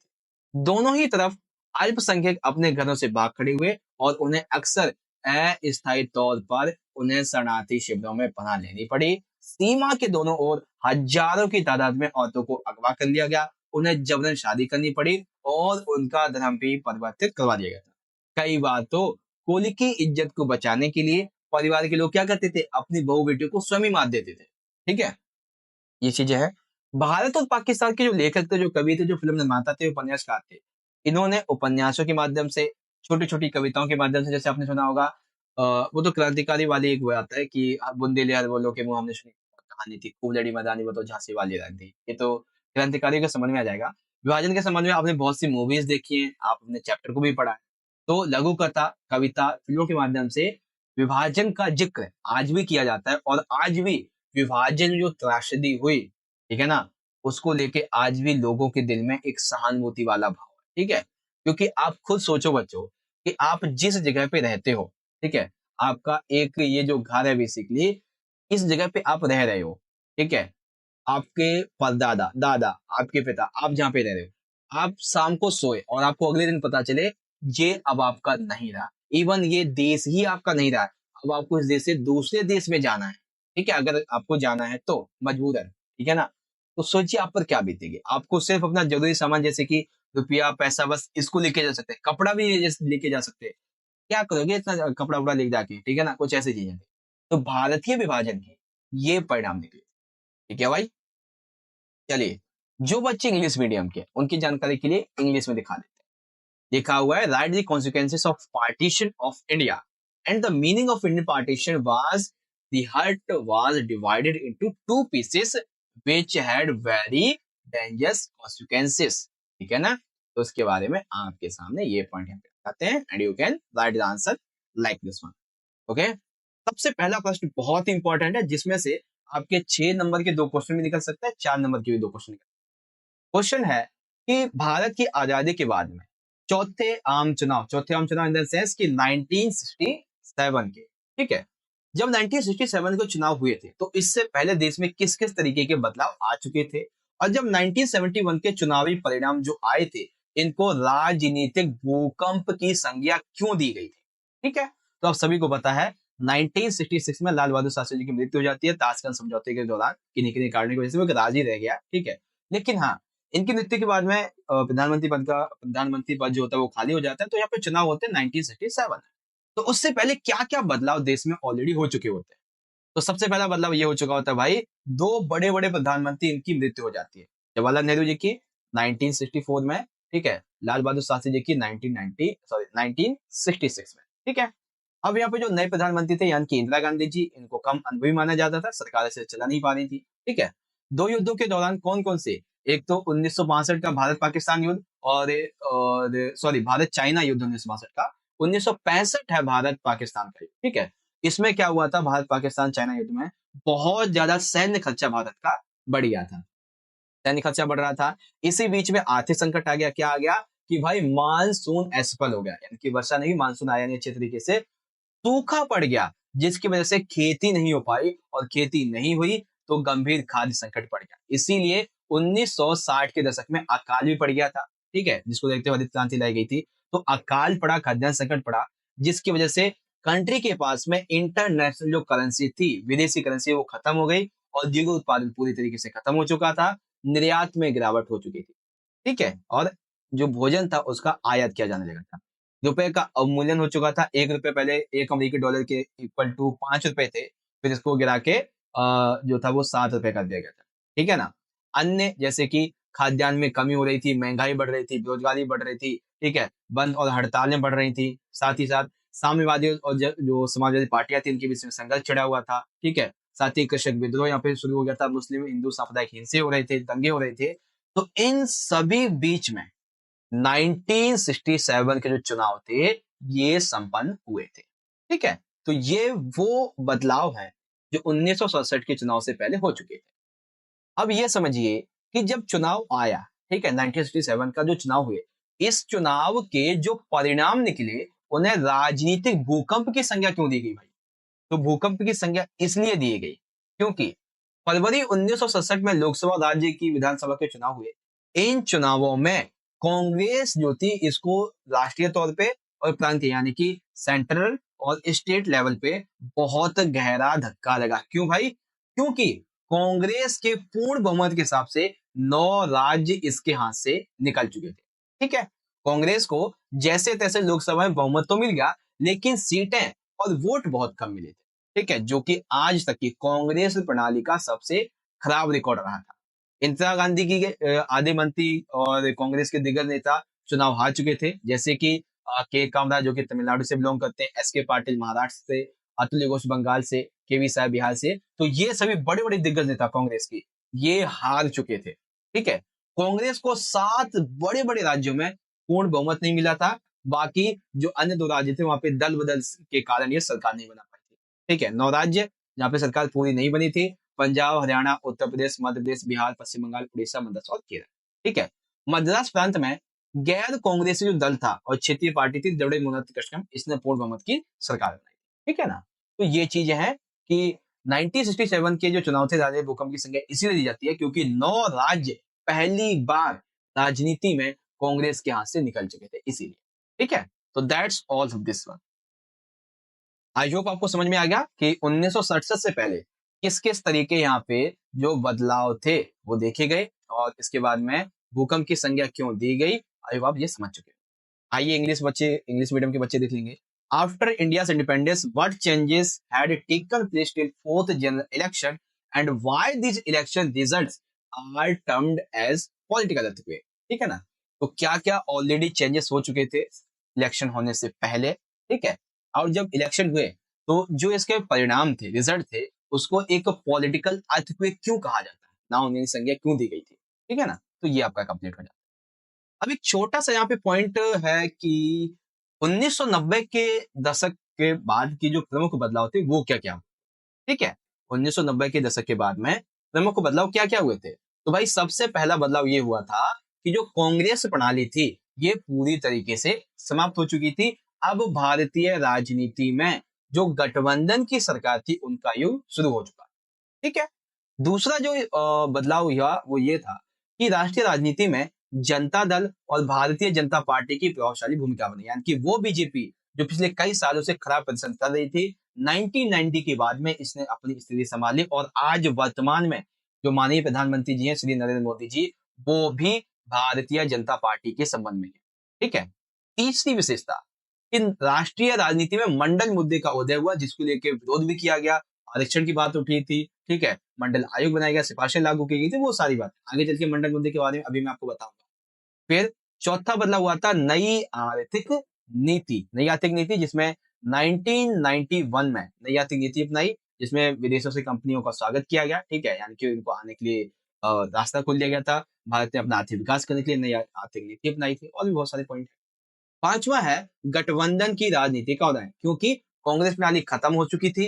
अब कांग्रेस जब पूरी तरीके से देश में राज नहीं कर पाई, इसीलिए जो छोटी छोटी पार्टी थी इन सभी ने अपना गठबंधन बनाया, एनडीए और पीडीए, इस तरीके से जो जो दो गठबंधन थे इन्होंने अपनी सरकारें बनानी शुरू कर दी थी, ठीक है। और एक और आया था, वो क्या था, वो था अयोध्या विवाद।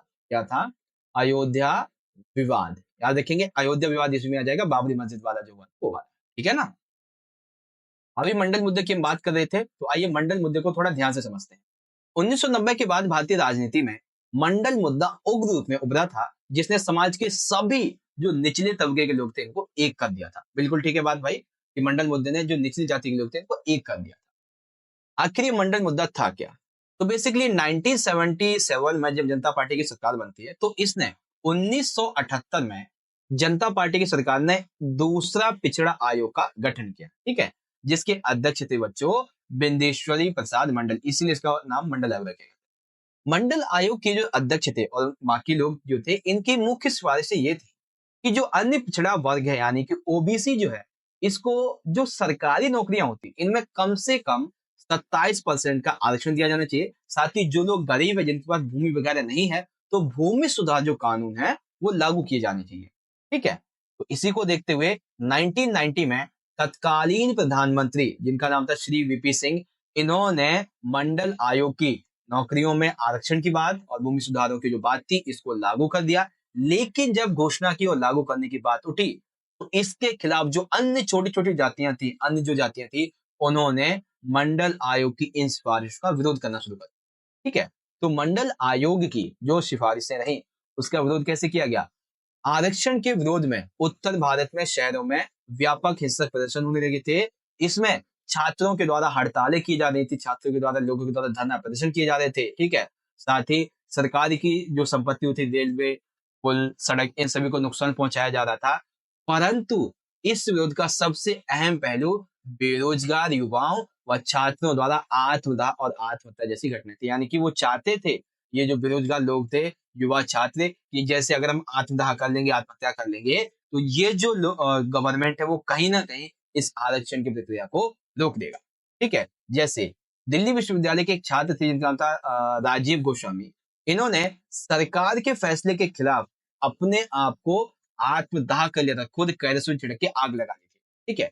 विरोधियों का यह तर्क था कि जातिगत आधार पर आरक्षण समानता के अधिकार के खिलाफ है। ये जो ये बात की जा रही है आरक्षण की, ये जातिगत आधार पर भी और आरक्षण के आधार पर भी, और साथ ही समानता का जो अधिकार है, इन सभी के खिलाफ है ये आरक्षण, ये नहीं दिया जाना चाहिए, ठीक है।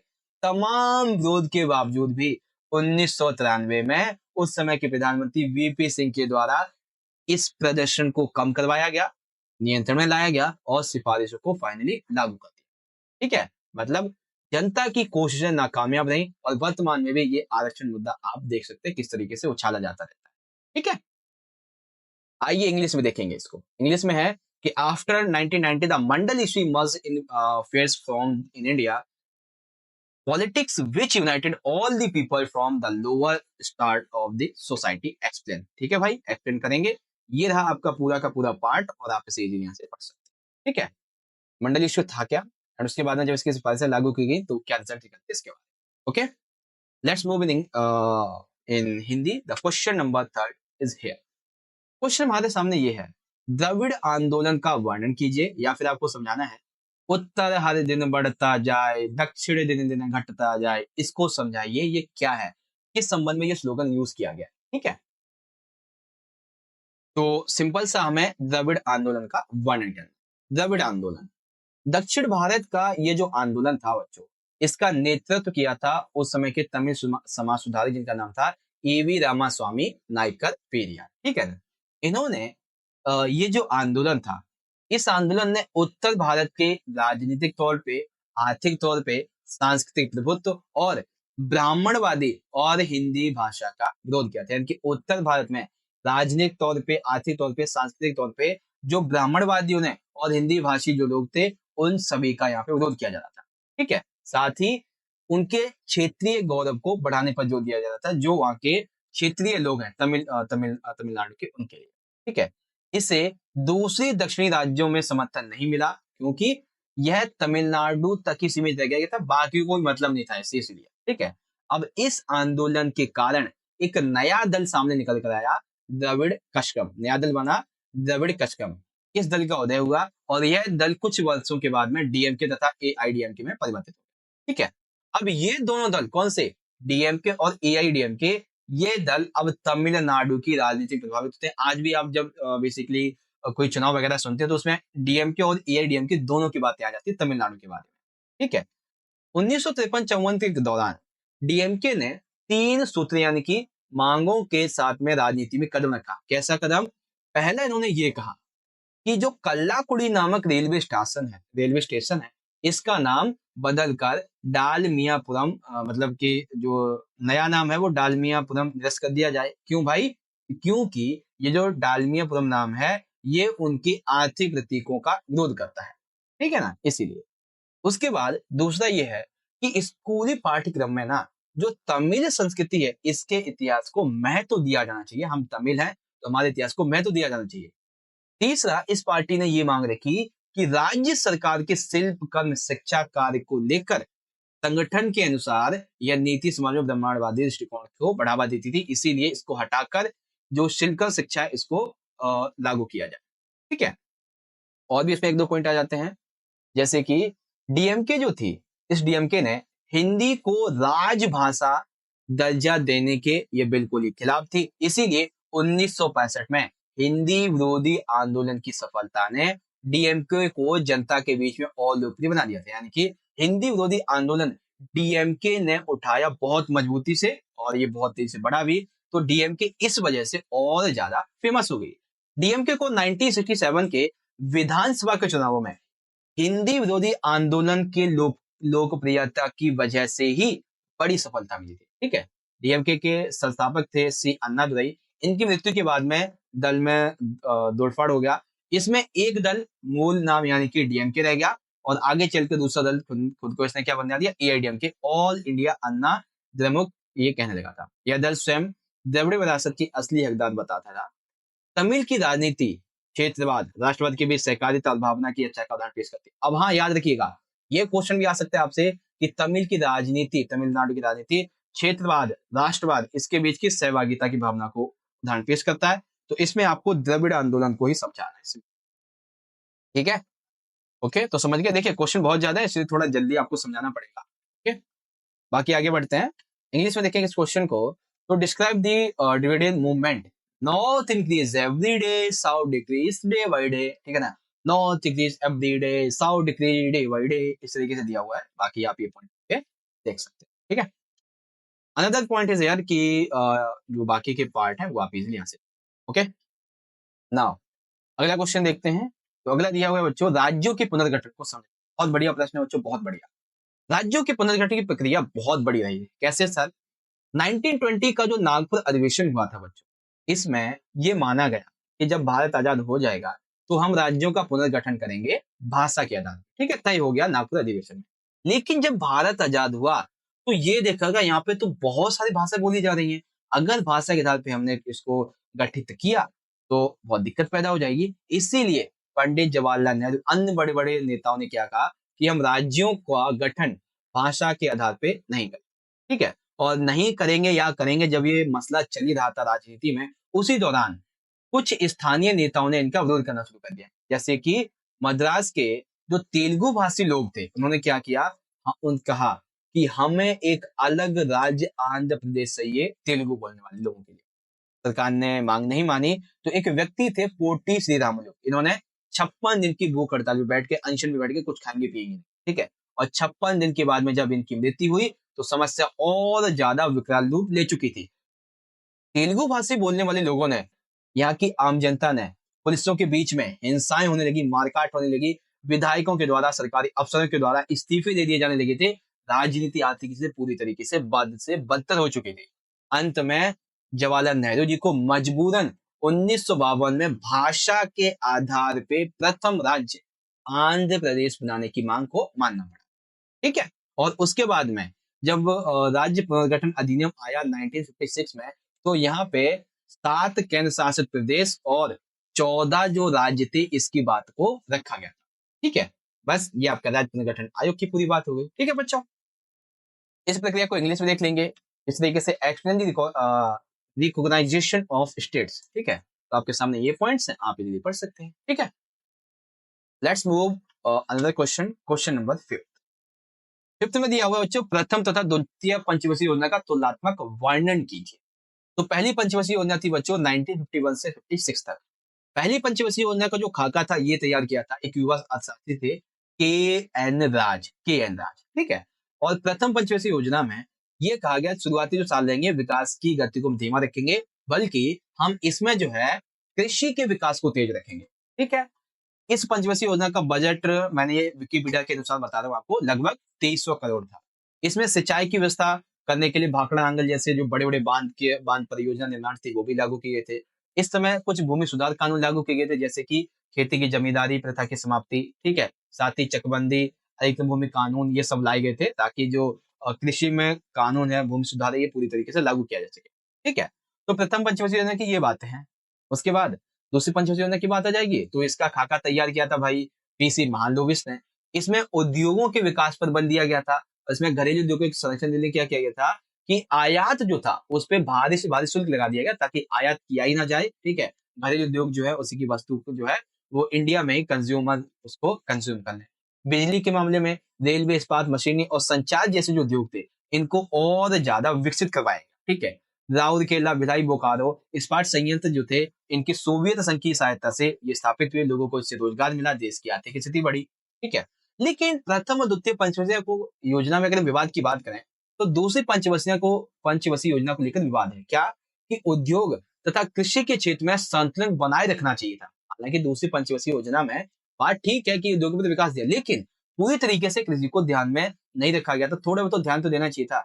अब जब ये ध्यान नहीं दिया तो इसी की वजह से 1960 में जाकर देश में खाद्यान्न संकट अकाल पड़ गया। मत दो ध्यान, ये विवाद हो जाता है। ठीक है ना।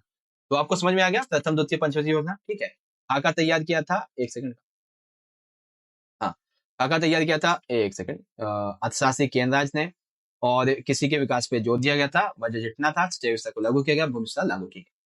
दूसरे पंचवर्षीय योजना खाका पीसी महालनोबिस, उद्योगों के विकास पर बल, उद्योगों को संरक्षण दिया गया, आय पर शुल्क लगा दिया गया, बिजली, रेलवे, इस्पात, मशीनरी इस पर ज्यादा से ज्यादा विकसित किया गया।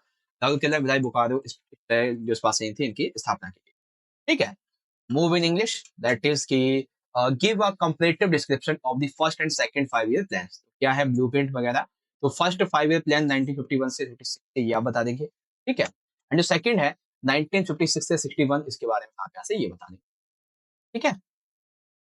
अगला क्वेश्चन बहुत छोटा सा है, ये भी आप किसी चैप्टर से, योजना आयोग तथा इसके उत्तराधिकारी के रूप में नीति नीति आयोग की संरचना और उद्देश्य समझाइए। तो योजना आयोग क्या था भाई? योजना आयोग जो है बच्चों, ये एक गैर संवैधानिक निकाय था जिसकी स्थापना हुई थी 15 मार्च 1950 को।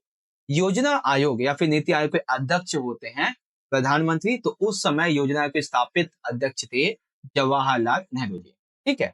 योजना आयोग का कार्य सबसे पहला ये था कि ये जो है प्रथम मतलब कि जो पंचवर्षीय योजनाएं होंगी इसको बनाएगा, उनको कार्यान्वित करेगा।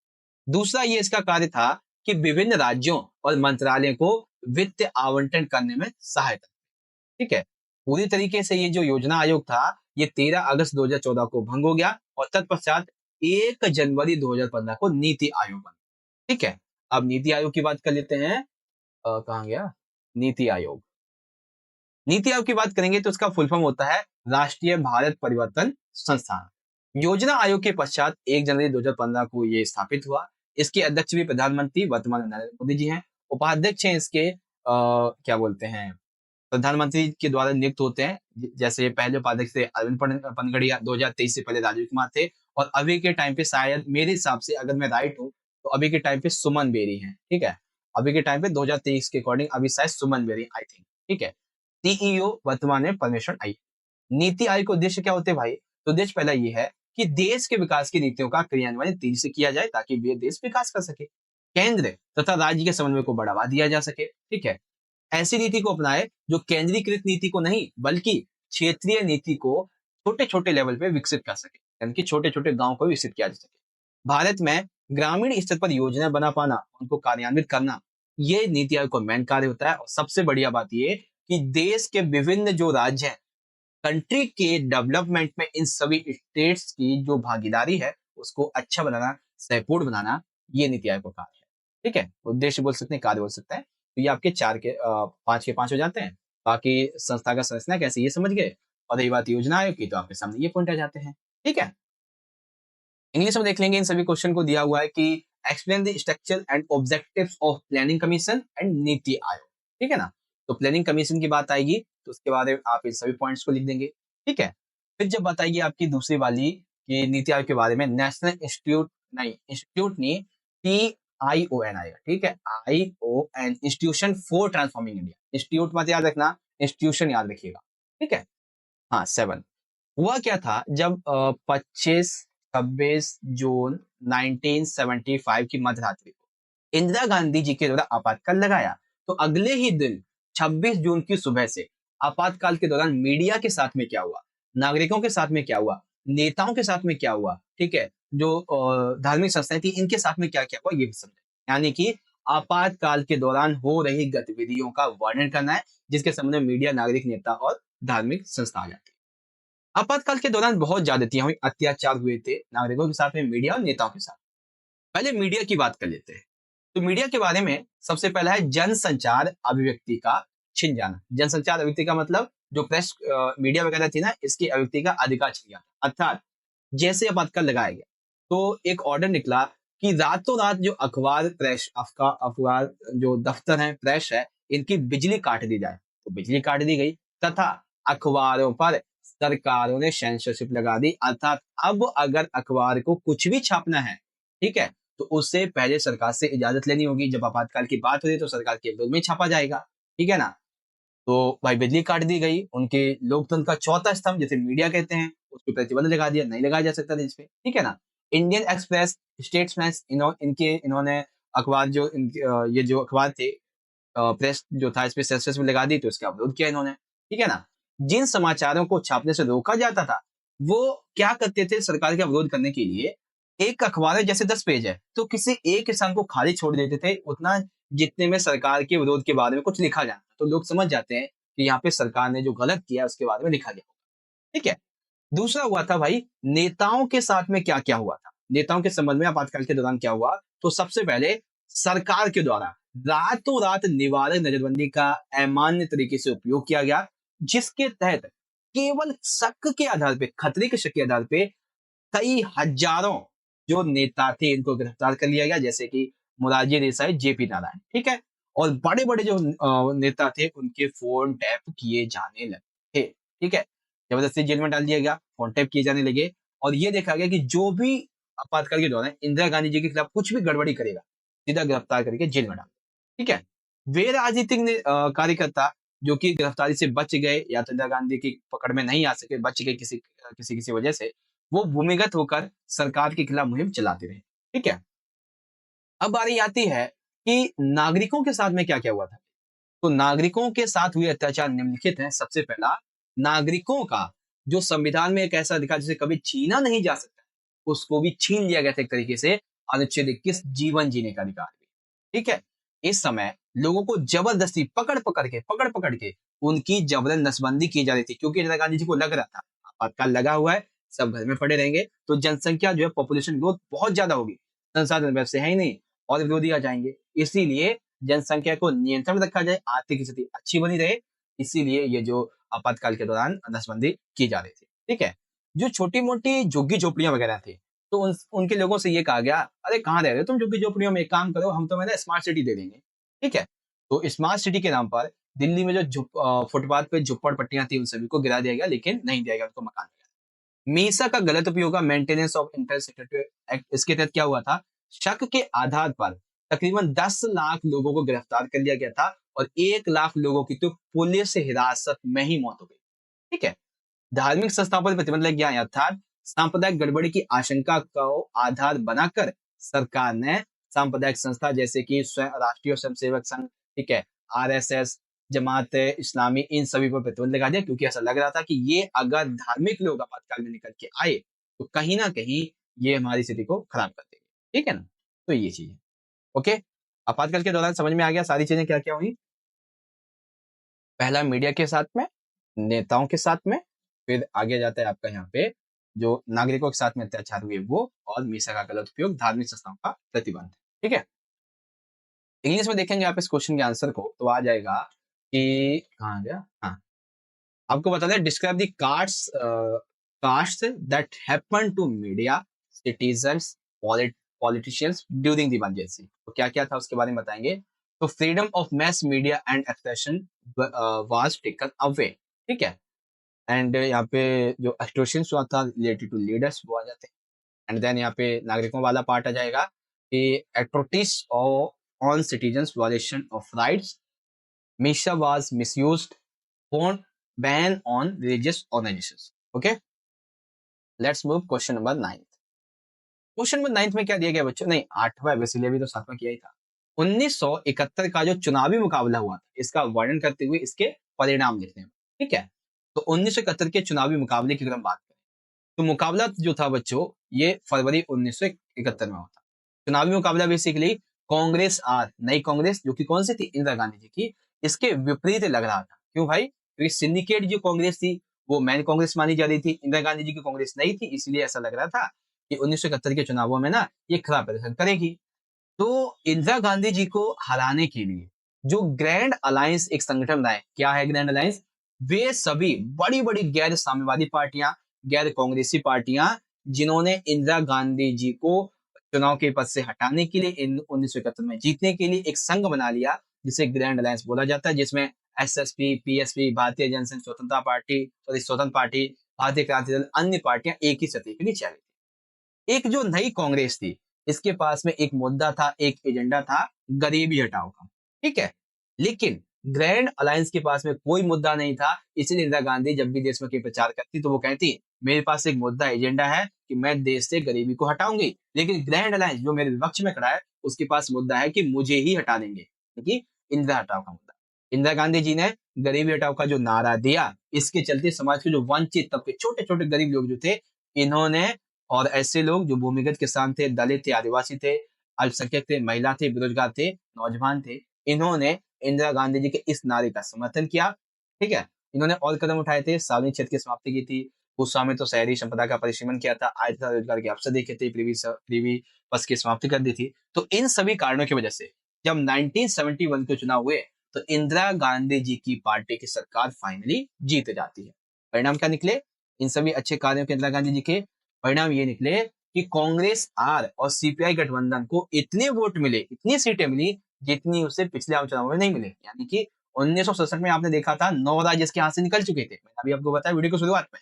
तो लेकिन जब 1971 के चुनाव हुए तो ये प्लस हो गए एक तरीके। ठीक है, इस गठबंधन को 375 सीटें अर्थात 48% वोट मिले थे। अकेली इंदिरा गांधी जी की कांग्रेस आती इसको 352 वोट मिले थे। वहीं सिंडिकेट जो था कांग्रेस को, उसको इतने वोट नहीं मिले। कांग्रेस को मात्र 16 सीटें मिली थी, देख सकते हैं ना, कांग्रेस को टूटा तो कितने मिला? 16 सीटें। महाजोट जो ग्रैंड अलायंस था इसे मात्र 40 सीटें मिली थी। इस फलस्वरूप 1971 के चुनावों में इंदिरा गांधी जी की कांग्रेस आर ने एक बार फिर से कांग्रेस प्रणाली की स्थापना की, यानी कि जो कांग्रेस का दबदबा था वो भारतीय राजनीति में कायम कर दिया। ठीक है, लेट्स मूव इन इंग्लिश। तो देखेंगे कि describing the 1971 election contest rights is result. तो इलेक्ट्रोल कॉन्टेस्ट 1971 फरवरी में हुआ था, इसके बारे में आपके सामने ये सभी के सभी पॉइंट्स हैं, पढ़ लीजिएगा आप इन्हें। इसके क्या रिजल्ट्स निकले थे 1971 के चुनावों के, वो आप यहाँ से देख सकते हैं। ठीक है, ओके, बात करते हैं अगले क्वेश्चन की। अगला क्वेश्चन दिया गया है बच्चों कि स्वतंत्र भारत में भाषा के आधार पर बने प्रथम राज्य की प्रक्रिया को समझाइए। मैं आपको समझा चुका हूँ आंध्र प्रदेश के बारे में। ठीक है, तो इसको समझाने की वैसे जरूरत है नहीं आपको। हाँ, अब यहाँ पे थोड़ा हमारे इंपॉर्टेंट क्वेश्चन वगैरह आ जाते हैं, अब ध्यान से समझिए। यहाँ पे चैप्टर 8 है क्षेत्रीय आकांक्षा, उसके बारे में क्वेश्चन है। पूर्वोत्तर भारत की बात होगी तो पूर्वोत्तर भारत के बारे में आपसे पूछा जाएगा कि पूर्वोत्तर भारत में उठे स्वायत्तता के लिए आंदोलन। ठीक है, सबसे पहला स्वायत्तता के लिए आंदोलन, दूसरा जो अलगादी आंदोलन उठाए इसके बारे में, और तीसरा जो बाहरी लोगों के प्रति विरोध हुआ है इसके बारे में आपको समझाना होगा। ठीक है, तो मैं आपको हर एक पॉइंट शॉर्ट फॉर्म में अच्छे तरीके से समझा देता हूँ। ठीक है, पूर्वोत्तर भारत, पूर्वोत्तर भारत जिसमें 7 राज्य हैं, 7 सिस्टर्स, जिसमें भारत की 4% आबादी रहती है। यहाँ की सीमाएं चीन देश से लगती है, म्यांमार से, बांग्लादेश से, भूटान से लगती है। ये क्षेत्र भारत के लिए दक्षिण पूर्वी एशिया का प्रवेश द्वार होता है। ठीक है ना, दक्षिण पूर्वी एशिया की आसियान के लिए, और दक्षिण पूर्वी एशिया के लिए प्रवेश द्वार की तरह ही है। ठीक है, संचार व्यवस्था एवं लंबी अंतरराष्ट्रीय सीमा यहाँ से लगती है। ठीक है, लेकिन इन सभी की वजह से ही यहाँ की जो राजनीति है उसमें थोड़ी सी हलचल देखी जाती है। पूर्वी भारत में राजनीति में स्वायत्तता की मांग, अलगाववादी आंदोलन और बाहरी लोगों का विरोध मुद्दे प्रभावी रहे। ठीक है, तो क्वेश्चन आपसे पूछा जाएगा बच्चों कि पूर्वोत्तर भारत की राजनीति में स्वायत्तता की मांग, अलगाववादी आंदोलन तथा बाहरी लोगों का विरोध मुद्दे प्रभावी ये रहे थे, कैसे समझाइए। ठीक है, पहली बात कर लेते हैं स्वायत्तता के लिए आंदोलन। ठीक है, तो आजादी के समय मणिपुर और त्रिपुरा, इन सभी को छोड़कर पूरे के पूरे क्षेत्र को असम कहा जाता था, जिसमें अनेक भाषाई जनजातीय समुदाय रहते थे। तो इन समुदायों ने अपनी विशिष्टता को सुरक्षित रखने के लिए, ठीक है, अपने लिए अलग अलग राज्यों की मांग करनी शुरू कर दी कि हमारे समुदाय विशिष्ट अलग है, तो हमें भी एक अलग राज्य बना दिया जाना चाहिए। ठीक है, असम से अलग होगा। ठीक है, तो ये स्वतंत्रता की मांग का आंदोलन हो गया। दूसरा है अलगाववादी आंदोलन। ठीक है, अलगाववादी आंदोलन क्या था? पहले इसमें मिजोरम की बात आएगी, फिर दूसरा इसमें नागालैंड की बात आएगी। मिजोरम की बात करें तो 1959 में असम के जो मिजो पर्वतीय क्षेत्र थे, ठीक है, इसमें अकाल पड़ गया था और असम सरकार जो थी वहां पे प्रबंध नहीं कर पाई। ठीक है, और कोई सहायता वगैरह ज्यादा करी नहीं मिजो पर्वतीय इलाकों के लिए। तो मिजो के लोगों ने कहा जब तुम्हारे लिए काल के समय में हमारी सहायता नहीं कर सकते तो क्या फायदा हमारा तुम्हारे साथ रहने का। तो अलगाववादी आंदोलन यहाँ पे उभरे। 1966 में मिजो नेशनल फ्रंट MNF, ठीक है ना, इसके व्यक्ति थे नेतृत्वकर्ता लाल डेंगा। इन्होंने आजादी की मांग करते हुए सशस्त्र अभियान चलाया और फाइनली 1986 में राजीव गांधी और लाल डेंगा के बीच में शांति समझौता हुआ और फाइनली जो मिजो पर्वतीय इलाका था वो पूर्ण रूप से मिजोरम पूर्ण राज्य बन जाता है। ठीक है, तो मिजोरम की कहानी समझ में आई। फिर नागालैंड की बात कर लेते हैं। तो Naga Naga national council NNC आगामी जापू फिजो के नेतृत्व में, क्या नाम है, अंगमी जापू फिजो के नेतृत्व में सन 1951 में भारत से अलग होने और एक बड़े नागालैंड बनाने की मांग के लिए सशस्त्र विद्रोह यहाँ पे हुआ नागालैंड। ठीक है, कुछ समय बाद NNC के दो गुट, एक था इशाक और एक इशाक मुइवा जिसे M बोलते हैं और दूसरा था खालपंग जिसे K बोलते थे। तो भारत सरकार ने 2015 में NNCM यानी कि जो इशाक मुइवा गुट था, ठीक है ना, NNC का, उसके साथ में शांति स्थापना की। ठीक है, और नागालैंड को पूरी तरीके से पूर्ण राज्य का दर्जा दे दिया। लेकिन हाँ, अभी भी पूरी तरीके से यहाँ पे शांति नहीं देखी जाती है, ये कुछ रीजंस हैं। ठीक है, फिर यहाँ पे बारी आती है बाहरी लोगों का विरोध, यानी कि जो 1971 में बांग्लादेशी आए थे उसका। तो पूर्वोत्तर क्षेत्र से बांग्लादेशी घुसपैठ तथा भारत के दूसरे प्रांतों से आए जो लोग हैं, यहाँ की जनता अपने रोजगार और संस्कृति के लिए खतरा मानते हैं। ठीक है, तकरीबन 80 लाख बांग्लादेशी असम वगैरह और पूर्वोत्तर भारत में फैल चुके थे। तो ऐसे में वहां के रोजगार संस्कृति को अपने लिए खतरा मान रहे थे, क्योंकि जो लोग पहले से रहते थे, ठीक है, उनका रोजगार, संस्कृति, आर्थिक, पॉलिटिकल सभी प्रभावित होगा इनके आने की वजह से। तो 1971 में ऑल असम आसू यूनियन, ठीक है ना, असम के छात्र संगठन आसू ने बाहरी लोगों के विरोध में आंदोलन चलाया, जिसके परिणाम स्वरूप राजीव गांधी के बीच में आसू संगठन के बीच में 1995 में शांति समझौता हुआ और 2016 के असम विधानसभा चुनावों में बांग्लादेशी घुसपैठ का प्रमुख मुद्दा था। और ये जो 1985 का समझौता हुआ था ना, इसमें ये बताया गया कि 1950 के बाद में, ठीक है, जो भी बांग्लादेशी, जो भी गैर भारतीय वहां पर आकर बसा है, उसकी पहचान की जाएगी और पहचान करके उसको वापस उसके मूल देश में भेजा जाएगा। ठीक है, तो ये थी पूरी की पूरी कहानी हर एक पॉइंट के बारे में। आई होप आपको समझ में आ चुका होगा किस बारे में, पूर्वोत्तर भारत में स्वायत्तता के लिए आंदोलन और अलगाववादी आंदोलन, मिजोरम, नागालैंड और बाहरी लोगों का विरोध। ठीक है, अगला क्वेश्चन। अब क्वेश्चन है आपातकाल से सीखे गए किन्हीं 4 सबकों का वर्णन कीजिए। बहुत सिंपल सिंपल से मैं आपको समझा चुका हूँ। आपातकाल से सीखा गया सबसे पहला ये सबक है कि भारत से लोकतंत्र को भाई विदा कर पाना बहुत ही कठिन है, बहुत ही मुश्किल है, क्योंकि एक टाइम पे कमजोर हो सकता है, थोड़ा लड़खड़ा सकता है, लेकिन पूरी तरीके से हटा पाना बहुत कठिन कार्य है। क्योंकि जब आपातकाल लगा था, ठीक है ना, तो लोकतंत्र की कमजोरियां हमें देखने को मिली, उन लोकतंत्र की कमजोरी को हमने अब और सही कर लिया तो और मजबूत हो गया। ठीक है ना, संविधान में आपातकाल के लिए एक शब्द जोड़ा गया था संविधान में, जो कि था आर्थिक अशांति। लेकिन आर्थिक शांति शब्द को हटाकर अब सशस्त्र विद्रोह जोड़ दिया गया कि जब तक देश में बहुत बड़ा कोई सशस्त्र विद्रोह नहीं होगा तब तक नहीं लगा सकता। और अगर अब आपातकाल लगाया जाएगा तो प्रधानमंत्री के द्वारा राष्ट्रपति को भी और मंत्रिपरिषद को भी लिखित में देना होगा। ठीक है, आपातकाल के दौरान न्यायपालिका को अपनी कमी का पता चला, उसने कहा कि आने वाले भविष्य में ऐसा होने नहीं देंगे और अगर स्थिति आएगी भी तो हम अपने नागरिकों के अधिकारों की रक्षा करेंगे। ठीक है, आपातकाल के समय जो पुलिस प्रशासक दल था, प्रशासन था, उसे कठपुतली की तरह यूज किया जाता था। तो ये देखा गया, सबक सीखा गया कि इन्हें हमें स्वायत्तता देनी चाहिए पॉलिटिकल लीडर्स से। ठीक है, तो ये बातें थी आपातकाल से सीखे गए सबक के बारे में। आपको दिखा देता हूँ 10 describe any 4 lessons learn from the emergency. ठीक है, तो क्या क्या लेसन हमने सीखे हैं उस मामले में, आपके सामने ये पॉइंट यहाँ पे आ जाता है। आप इसको पढ़ लीजिए, बाकी आपकी तैयारी से अच्छी हो जाएगी। Okay, let's move another question number 11। क्या दिया गया 11 में? क्षेत्रीय आकांक्षाओं से हमने क्या क्या सबक सीखे। तो क्षेत्रीय आकांक्षाओं से सबसे पहला सबक हमने ये सीखा है कि ये क्षेत्रीय आकांक्षाएं लोकतांत्रिक राजनीति का अभिन्न अंग है, क्योंकि लोकतंत्र में सभी को अपनी बात रखने का, सरकार का विरोध करने का अधिकार है। इसीलिए जो क्षेत्रीय आकांक्षाएं उठती हैं वो लोकतंत्र की राजनीति का अभिन्न अंग है, वहां पे ऐसा होना जायज है। दूसरी बात ये उठी, दूसरा सबक ये सीखा कि क्षेत्रीय आकांक्षा को कभी भी दबाना नहीं चाहिए, हमें उनके साथ में लोकतांत्रिक तरीके से बातचीत करना चाहिए और सुलझाने का एक अच्छा तरीका अपनाना चाहिए, क्योंकि जितना ज्यादा हम उस आकांक्षा को दबाते चले जाएंगे वो अंदर ही अंदर उतना भारत को खाता चला जाएगा। ठीक है, ये बात कही। तृतीय क्या रहा कि सत्ता के साझेदारी के महत्व को समझा गया, यानी कि पॉलिटिकली सभी राज्य एक साथ मिलकर विकास करेंगे तभी देश का विकास होगा, तो ये समझा गया। साथ ही चौथा, क्षेत्रीय असंतुलन पर नियंत्रण, यानी कि क्षेत्र में किसी भी राज्य के क्षेत्र में कोई असंतुलनता बनी हुई है तो उसको नियंत्रण करो, नहीं तो आगे चल के वो बड़ी आकांक्षा का रूप ले लेगी और कुछ हमें बड़ा करना पड़ेगा। पांचवा ये कि ऐसे मामलों से हमेशा हमें अपने संविधान निर्माताओं की दूरदृष्टि से पता चलता है, यानी कि ऐसे मामलों में, क्षेत्रीय आकांक्षाओं के मामले में संविधान के जो निर्माता थे उन्होंने क्या क्या फैसले लिए, उन्हें कैसे पता था कि आगे चल के इस राज्य से ऐसा ऐसा होने वाला है। ठीक है ना, तो हमें उनके बारे में ये पता चलता है। एक तरीके से हम ये कहते हैं कि भारत की राजनीति में स्वीकार किया जाता है क्षेत्रीय आकांक्षा का उठना, क्योंकि ये क्षेत्रीयता को बढ़ावा देता है, लोकतांत्रिक राजनीति को बढ़ावा देता है। ठीक है ना, ये चीजें हैं क्षेत्रीय आकांक्षाओं से सीखे गए कुछ सबक। ओके, तो अब इसको इंग्लिश में देख लेते हैं आप कि write down lessons learn from regional aspirations. ठीक है ना, तो कैसे हुआ था उसके बारे में आप इजीली यहां से।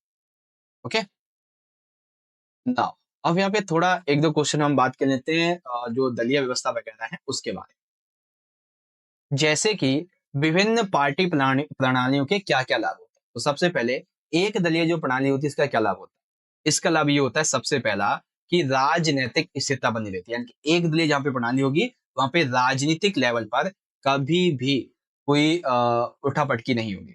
दूसरा ये कि एक ही दलीय प्रणाली होगी तो वहां पे जो है क्या बोलते हैं, मजबूत शासन व्यवस्था रहेगी। ठीक है, क्योंकि एक ही पार्टी शासन करेगी, जैसे सूबे संघ था, कम्युनिस्ट पार्टी का शासन था, तो मजबूत शासन रहेगा वहां पे।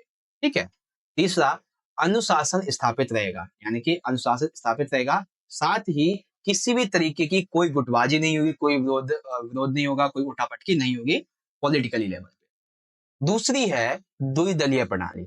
इसकी विशेषता यह है पहली कि इसमें राजनीतिक स्थिरता है, इसमें भी दो दल होंगे तो कोई एक दल रहेगा, एक दल विरोध करता रहेगा।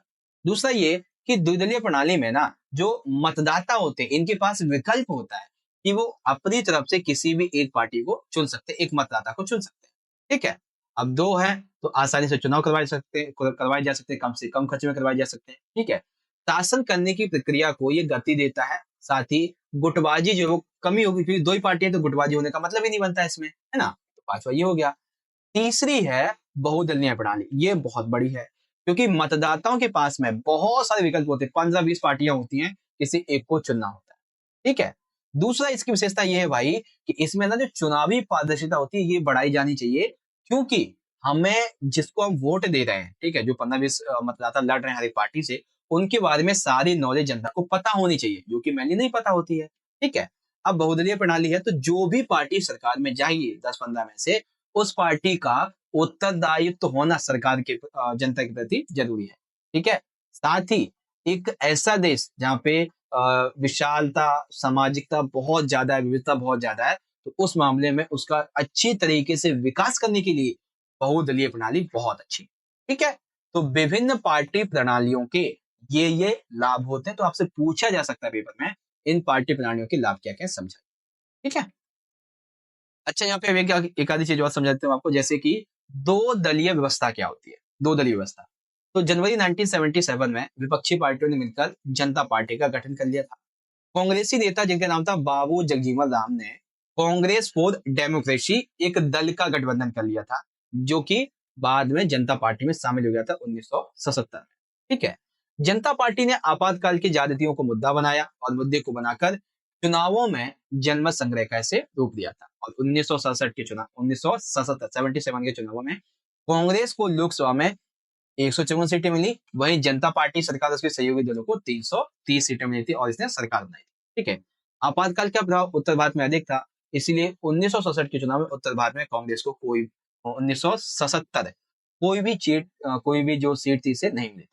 जनता पार्टी की सरकार में मोरारजी देसाई प्रधानमंत्री बने थे। ठीक है, चौधरी चरण सिंह और बाबू जगजीवन राम दो उप प्रधानमंत्री बने। जनता पार्टी के पास में एक दिशा, नेतृत्व और एक कार्यक्रम नहीं था, इसका अभाव था, इसलिए बहुत जल्दी गिर गई थी। और 1980 के लोकसभा चुनाव में वापस से कांग्रेस ने अपनी कांग्रेस प्रणाली को स्थापित कर दिया। ठीक है, तो दो दलीय व्यवस्था में जनता पार्टी और कांग्रेस पार्टी की बात करेंगे और लिखेंगे 1967 के चुनावी परिणाम के बारे में। 1977 है 77। ठीक है, और दो दलीय व्यवस्था का क्या क्या यहाँ पे विशेषताएं होती हैं, तो वो आप इन पांचों को लिख देंगे, पांच छह जो दी हुई है। ठीक है, अब बारी आती है बहुदलीय व्यवस्था की। तो जब कांग्रेस की हार हुई तो उसके बाद में एक दलीय व्यवस्था से उसका प्रभुत्व समाप्त हो गया। ठीक है, मतलब 1989 के चुनावों के बाद में, ठीक है, चुनावों के बाद क्या हुआ कि कांग्रेसी जो दलीय थी, एक दलीय व्यवस्था वो खत्म हो चुकी थी। अब गठबंधन सरकार का निर्माण और क्षेत्रीय दल का महत्व बढ़ चुका था। 1989 के चुनावों के बाद में गठबंधन का युग प्रारंभ हुआ था। चुनावों के बाद में जनता दल और कुछ क्षेत्रीय दलों को मिलाकर बनिए राष्ट्रीय मोर्चे ने भाजपा और वाम मोर्चा के समर्थन से गठबंधन की सरकार बनाई। इसी तरीके से 1998 से 2004 तक भारतीय जनता पार्टी के नेतृत्व में भारतीय जनतांत्रिक गठबंधन की सरकार रही। इस दौरान अटल बिहारी वाजपेयी जी प्रधानमंत्री रहे थे। 2009 से 14 तक कांग्रेस के नेतृत्व में संयुक्त प्रगतिशील गठबंधन की सरकार बनी और 2 कार्यकाल से हमने पूरे किए थे। इस दौरान डॉक्टर मनमोहन सिंह प्रधानमंत्री जी रहे थे। 2014 में नरेंद्र मोदी जी के नेतृत्व में भारतीय जनता पार्टी ने इतिहास रचते हुए 30 साल के बाद में पूर्ण बहुमत प्राप्त किया और आज लोकसभा में ये जो है वो अपना झंडा लहरा रही है इस तरीके से। ठीक है, बहुदलीय व्यवस्था की क्या क्या विशेषताएं होती हैं वो आप यहाँ से पढ़ सकते हैं, सिंपल सा। ठीक है, तो ये बेसिक सा कॉन्सेप्ट है आपके इस पार्ट के बारे में। ओके, अच्छा एक चीज, जिन बच्चों ने पार्ट 1 का वीडियो नहीं देखा है बच्चों, आप देखो ये जो है ये पार्ट 1 का हमारा वीडियो है। ठीक है, जिसके अंतर्गत हमने आपको बहुत ज्यादा इंपॉर्टेंट क्वेश्चन करवाए थे। एग्जाम्पल के लिए राष्ट्र निर्माण के दौर में जो रियासतें थी इनकी समस्याएं क्या क्या थी और सरदार वल्लभ भाई पटेल ने क्या क्या भूमिका निभाई। ठीक है, तो समस्याएं ये रही थी, मैं आपको एक बार रिव्यू करवा देता हूँ। समस्याएं ये रही थी, ठीक है, और सरदार पटेल की भूमिका ये रही थी। आप पढ़ लेना, देखो पार्ट 1 का देखा है वीडियो, समझना अच्छे से तो पार्ट 1 देख लेना। हरित क्रांति क्या थी भाई, तो हरित क्रांति ये थी। हरित क्रांति की विशेषताएं क्या थी, ये रही विशेषताएं। हरित क्रांति के परिणाम क्या निकले, तो सकारात्मक परिणाम निकले और नकारात्मक परिणाम निकले। ठीक है, उसके बाद में इंदिरा गांधी की असली चुनौती सिंडिकेट से वो बाहर से नहीं थी, किसी विपक्षी दल से, बल्कि सिंडिकेट उसके अंदर से ही थी, जिसमें 1969 के राष्ट्रपति चुनाव हुए थे उसमें उसने अहम भूमिका निभाई। ठीक है, तो सिंडिकेट बनाम इंदिरा का यहाँ पे आप बात करेंगे। उसके बाद में 1969 के चुनाव की बात यहाँ पे कर देंगे इस तरीके से। तो बहुत सारे इंपॉर्टेंट क्वेश्चन थे। भारत की विदेश नीति के मुख्य सिद्धांत क्या थे, तो गुट निरपेक्षता की नीति, लोकतंत्र का सम्मान, मानवाधिकारों का सम्मान, साम्राज्यवाद और उपनिवेशवाद का विरोध, विश्व शांति और मित्रता को बढ़ावा देना, ये सारी चीजें आ जाती है। ठीक है, और कुछ थे, भारत का जो परमाणु परीक्षण था वो किन परिस्थितियों में हुआ था, सबसे पहला क्वेश्चन। भारत का परमाणु परीक्षण जो था ये हुआ कैसे था, वो वाली बात, और सिद्धांत अलग से मैंने बता दिए थे। ठीक है, यहाँ पे लिखा नहीं था मैंने। और भी क्वेश्चन थे, लाइक इंदिरा गांधी जी ने के द्वारा आपातकाल क्यों लगाया गया था, तो उसके पक्ष में ये बातें थी, और जो इसके विपक्षी थे आपातकाल के, उन्होंने क्या क्या बातें की, तो ये बातें थी। आप सभी को अच्छे से पढ़ सकते हैं। ठीक है ना, तो ऐसे बहुत से सारे और भी इंपॉर्टेंट क्वेश्चन 8 से 10 मैंने आपको पार्ट 1 की वीडियो में करवाए हुए हैं। ठीक है, तो आप जाके उन वीडियोस को जरूर से देखिएगा, जिससे कि आपकी तैयारी और भी अच्छी हो जाएगी। ठीक है बच्चों, तो आई होप कि आपको आज की ये वीडियो अच्छी लगेगी। 40 से 50 मिनट, अराउंड 50 मिनट के अंदर हमने आज की ये वाली जो वीडियो है इसका अपना मेन टॉपिक यहाँ पे कर लिया है कंप्लीट। ठीक है बच्चों, कुछ अच्छा से क्वेश्चन निकालते हैं। हाँ देखिए, अब अगर आपको वीडियो अच्छी लगी है तो क्या कीजिए, ज्यादा से ज्यादा इस वीडियो को आप लाइक कर दीजिए। ठीक है भाई, क्योंकि आप जितना ज्यादा बच्चे वीडियो को लाइक कर देंगे उतना ज्यादा हमारा और मोटिवेशन बढ़ जाएगा आपके लिए ऐसी वीडियोस को बनाना। ठीक है, साथ ही इस वीडियो को जितना हो सके अपने सभी दोस्तों के साथ में शेयर कर दो, ताकि आपकी तरह वो भी अपनी तैयारी कर सके। कमेंट बॉक्स में अपना फीडबैक देके जरूर जाइएगा कि आपको वीडियो कैसी लगी। बाकी मुलाकात होगी आपसे अगली वीडियो में, और इस वीडियो को आपको देखने का बहुत बहुत धन्यवाद। मिलेंगे नेक्स्ट वीडियो में। जय हिंद, वंदे मातरम।